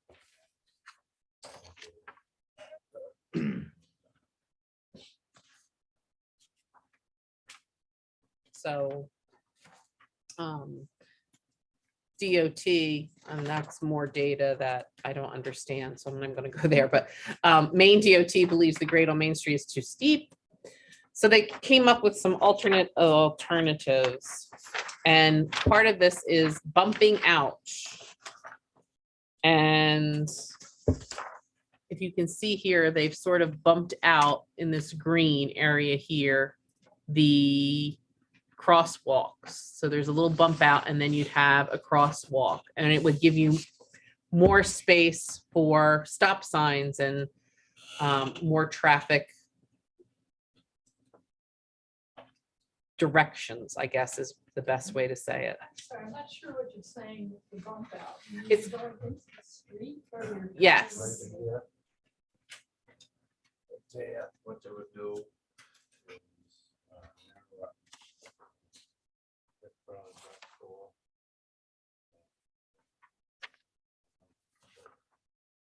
I think Thomaston has the same thing right on Main Street, I believe, right on Route 1. You can see similar, yeah. But that way there, you wouldn't have any parked vehicles there, and you can put the stop sign closer towards the road. That get rid of the parking all along there or? It would. No, it would get rid of the parking. Anywhere 30 feet. Mhm. So you'd lose some spaces up here, but it's going to be bumped out. It's going to give a visual of a narrowing of the road. Make it easy to plow it too. That's going to be, yeah. So, well, that was part of John's concern too, for sure. And I thought they had one in here. Up top there. Yeah, so you can see it sticks out a little bit more. That also is a speed. Is that the table, John, or the hump? Yes, that's the thing. That's a speed table. They also suggested that a raised crosswalk with the speed table, which would slow people down. And these are different than these are. Rockland has them down towards the ferry terminal. Yeah, you can get airborne. But it was slow traffic, and that's what needs to be done. Now, slow traffic there. But they did say that, and it is very similar to when we did the downtown back in 2010, this is a long time ago. The downtown plan talked about bumping out, just like over here, these areas. That's a bump out. And then you could have the speed tables, which is what they like to call, because they're longer. They're not as high as what you would think, in different areas along Main Street. You might even want to put some on Jefferson Street, because Jefferson Street, from what I hear, also gets some speeding and some issues. Yeah, 25 is the new 40. Yeah. 40 is the new 25. 40 is sorry. the new 25. So they do have a program the state does. It's a village partnership initiative. And if we were to make any of these improvements, they could match these improvements and we would be eligible for a 50% state match and a 50% municipal match. We would hire essentially our own engineer to do, this was something that was quickly done by the DOT and suggested, those were their suggestions. And that would be something that we could then get our own engineer to work on and make a proposal and accomplish through the state paying 50% of this. And this isn't something like they literally give us 50% of the money. They don't run the construction. It's all run. It would be run by John's department. So you'd be doing the work, John? I don't know if it's going to work. Yeah, I was just curious if it was going to be some part of our money would be in kind. We talked about that. It could be. Yep. So, Mike? In the Lincoln County News, they had a notice about this intersection. And it there's another street involved between the laundromat and Strobel. That's for handicapped, so right now they're not handicap compliant, so the state has to update those curb cuts to Okay, being so it's just handicapped. curb cuts and Correct. ramps, okay. And we even let them know that there's potential for us participating in the village partnership so that they don't come in and do work and then have to tear it up and do it again.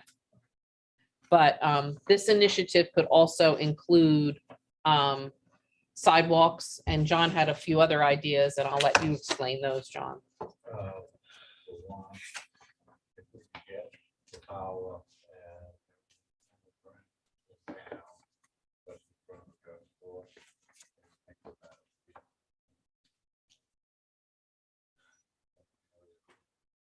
Drugstore, drugstore.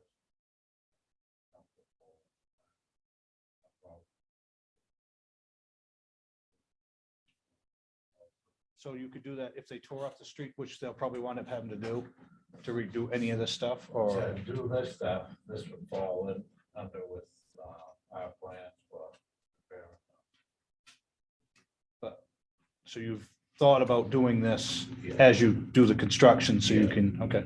Yeah, the sidewalks on the Sprout Walk side, the granite curve is low granite curve, and it's a wider one. This will be a step, so they put some new granite curve in, repair that sidewalk on that side. Also, there's not really a sidewalk that goes up over the hill.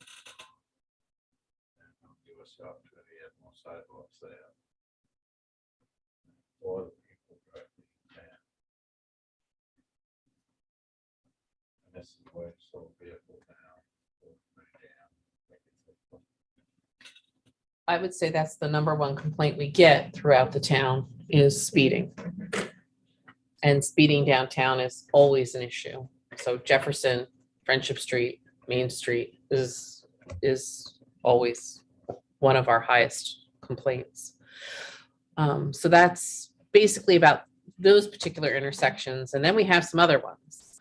While they were here, 235 and Manktown Road has always been, at least since I've been here, that was always ranked number one. John, you can correct me if I'm wrong. They have serious injuries there. It's a site distance issue. Route 32 and Main Street, which would be Kaler, I call it Kaler's Corner. Similar angle crashes to this intersection of Main Street, Jefferson Street, and Friendship Street. And they have site distance problems. And also Route 220 and Old Augusta Road, that's a site distance issue also. So basically there was a couple of things. 235 Manktown Road, John, they talked about the flashing stopping lights. Yeah. John also explained that there's a hill that should come out there because that's part of the issue. The interesting part about the Kaler's Corner crashes is it's not the crash that you think is going to happen, which I think John found really interesting is when you're going, what direction would that be? If you're coming from the Hannaford going South on south 32. on 32, most of the crashes are happening because people are looking, they're so concerned about looking right up the hill that they forget to look down the hill, and it's crashes coming from the people coming up the hill. It's West on Main Street. west on Main Street. It's a little bit interesting. And their thoughts there were better signage and potentially adding a second flashing light. Correct, John? Correct, and removing that telephone pole. Yeah. Oddly enough, telephone pole is for that flashing light. Yeah. So, And Route 220 and Old Augusta Road, they have seen fewer accidents since they put up that Yellow light, blinking light. the blinky light. But that one is also a potential for an actual blinking light in the air, correct, John? Just like Kaler's Corner has. Those gravel trucks and logging trucks, they are not going 35 miles an hour. Just like Mike says. I mean, they are cranky. probably to get up the hill. I, Yeah, it's not a speed limit. It's not a speed limit sign. It's just I just sound like to go fast, but my truck is really slow, but it's loud. No, they're going fast. They're going fast. Yeah. they really are. Sounds like Washington DC. so what's gonna happen is, you know, if the select board is interested in pursuing the village initiative, which I think it's not often you get offered 50% of improvements that the state's going to pay. It's a new program that the state has. I think we're going to see a huge influx of infrastructure money. There is nothing to say we can't make up our share through other grant activities That's what I was too. gonna ask, if can we apply for grants for We, this as we well? can stack grants. That this is a stackable grant program. So it's not a grant, it's not a loan, it's a, here you go. Yeah, it's actually a here's money, which we can stack other grants on top of. So I do think, and I think it would be John's recommendation too, that we pursue it. But like I said, we would have to, we're in the queue so that they know we are interested. We met with their top engineer. He was an engineer, wasn't he, John? Yeah. Steve Cole. We met with Steve Cole. John was well behaved. And I do think that, you know, we should put in an application. What it turns out to look like, you're obviously going to have the engineer come and look at it, tell us what we can do. Obviously, we'll have public input on this. I was hoping more people would be here tonight, but I'm not going to complain. We have 3 who came specifically for this. I was hoping more of the downtown folks would come We got too. 2 others here. Well, you have 2. You're forced to be here anyway, but I gotta tell you, and I think you know, John can speak for himself, but I was impressed that we were thinking they were just gonna be talking about the intersection, and I got a little bit worried, the downtown intersection, I got a little bit worried because we kept hearing, oh, they're doing this turning count, they're doing the traffic count, and you keep thinking, okay, well, that was back in October or September. We haven't seen anything. And then when we actually saw what they gave us, it was very useful information. And when you realize, you don't think about how many people go through there a day. And again, those were numbers based not even on our busiest time. That was in September after Labor Day had come and gone. So that would be what they came up with. But I do think we should pursue the village initiative, regardless of how it turns out after there's public focus sessions and things like that. I would hate to be remiss and not take advantage of 50% funding. John, did I do okay? Okay. Is there any other questions? So would you like action on this? I would like you to give us permission to pursue the village partnership initiative. Is there a motion for that? I so move. Is there a second? Any more discussion on it? Any other questions? That's great news. Seeing none, all those in favor? Did Max leave the room again? He did. I think the only thing we have left is LD 203 to discuss. Max is gone again. Do you want to try, give a stab at it? Yeah. Made some quick notes here. I'm not going to say a lot other than the fact that the MMA has been against this thing from the start. It's basically imposing on small towns a statewide one-size-fits-all approach to ordinance revision, population density, all with the intent of encouraging housing availability in Maine. And Terry Helms, who is from Grand Isle, wrote a great email to the members of the MMA. He said, the legislators supporting LD 2003 seem to be expecting 3-digit populated towns to incorporate rules designed for big cities. There is no one-size-fits-all proposal to fix any problem.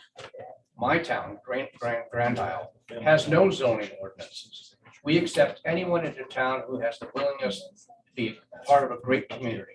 no legislative fix is going to change that. And the MMA's position on this has been fairly consistent from day one.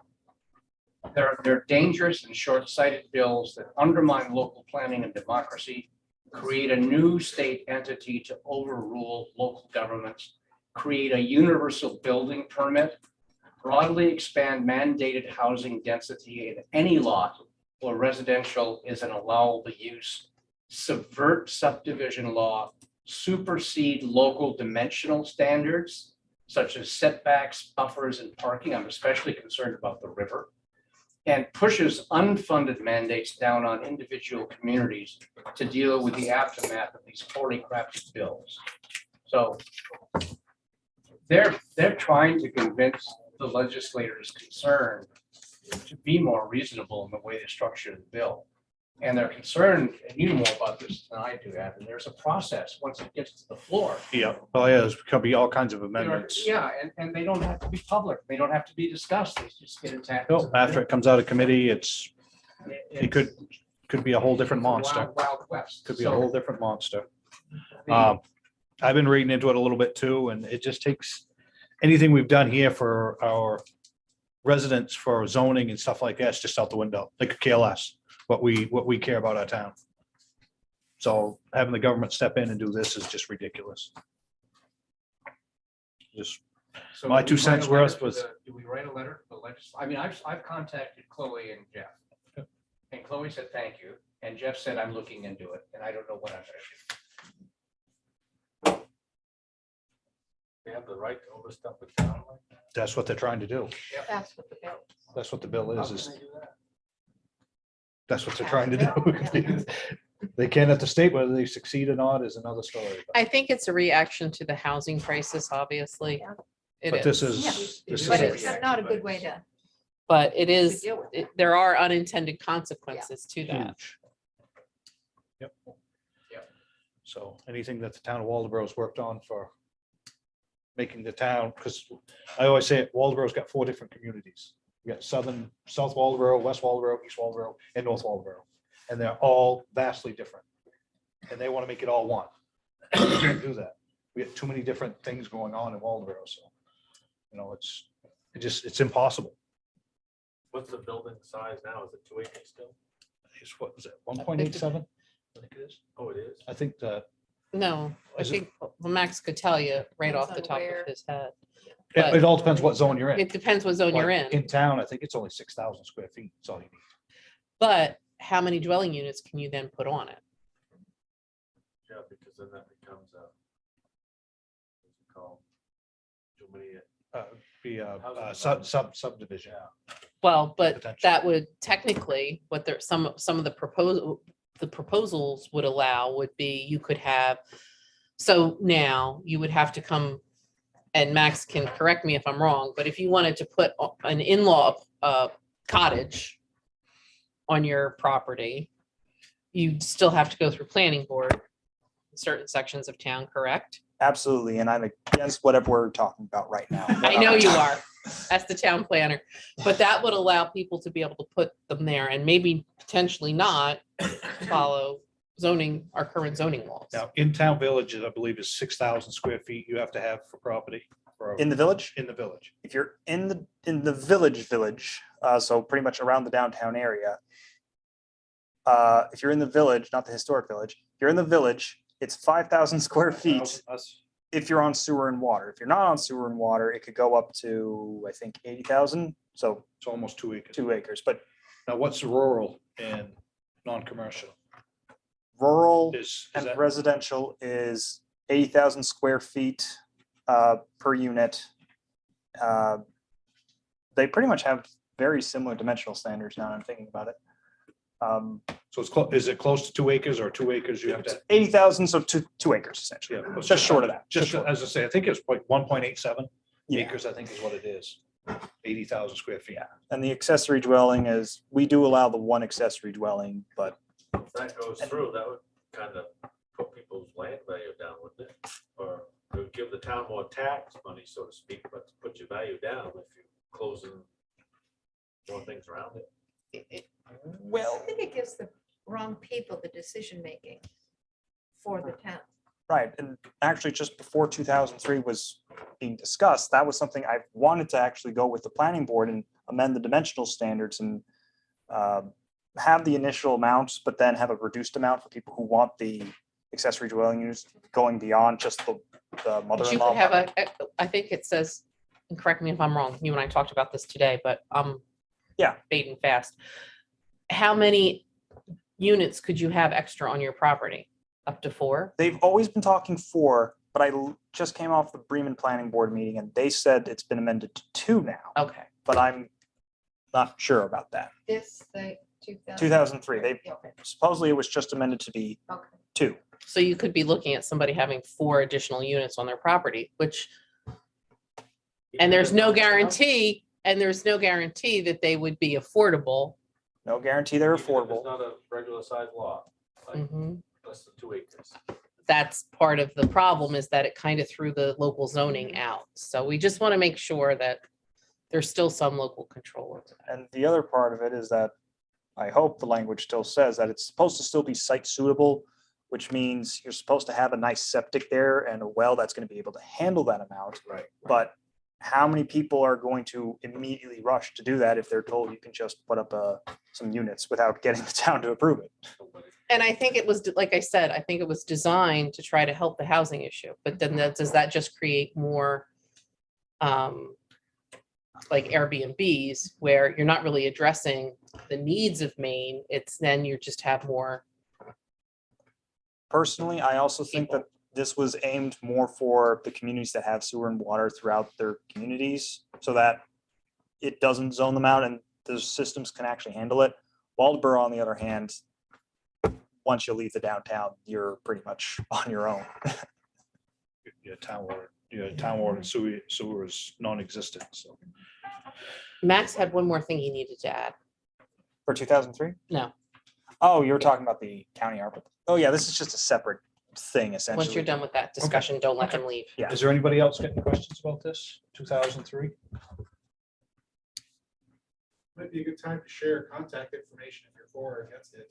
At the very least, Google your representative, send them a note. Yep. They Yep. answer.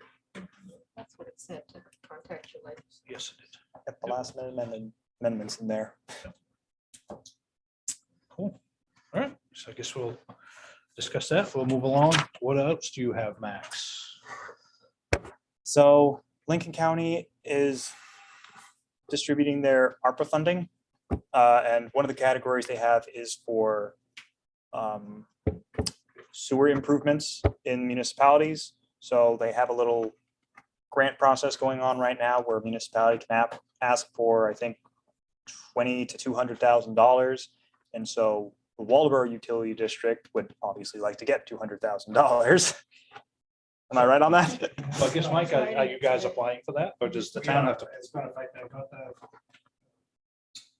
the application, which I, just before I got here, I was editing it. Yes, so it will be back to the board tomorrow morning. Cool, awesome. So you guys are on top of that then? Yep, I've been coordinating that with Gordon to take a bit of work off his load. So essentially, it's $200,000 to help pay for the Main Street pump upgrades as well as the effluent pumps over at the treatment facility. That together, that's about $223,000. So asking for the $200,000, then the utility district can address the gap financing for that. And if they want to match, then could do it, but I'm not advertising that. Well, I would be a vote of the trustees for sure, would have to that. And Right. I put some text in there saying, we do have some money that has been set aside for capital improvements, not as much as we had, though. Right. Recently, we made a lot of investments at that, at the pump stations and at the treatment plant, recently, so it wasn't much. Right. But more is coming in all the time. We would Want to get the in order to 200. The grants, we would. You want the we would not say 200. No to providing some of the financing. Right. So you needed the select board to, A letter of support would be appreciated. Somebody like to make a motion to that? Write a letter of support for that grant, for Lincoln County. Is there a second? Second. Is there any more discussion? Seeing none, all those in favor? Absolutely. See, less than 5 minutes, Julie. Deadline is the 15th. It's this Friday, yeah, so, and I, I'll do it tomorrow morning. what? Yep. See, 5 minutes, told you. We can, is there anything else? Is there a second? Jan, Second. all those in favor?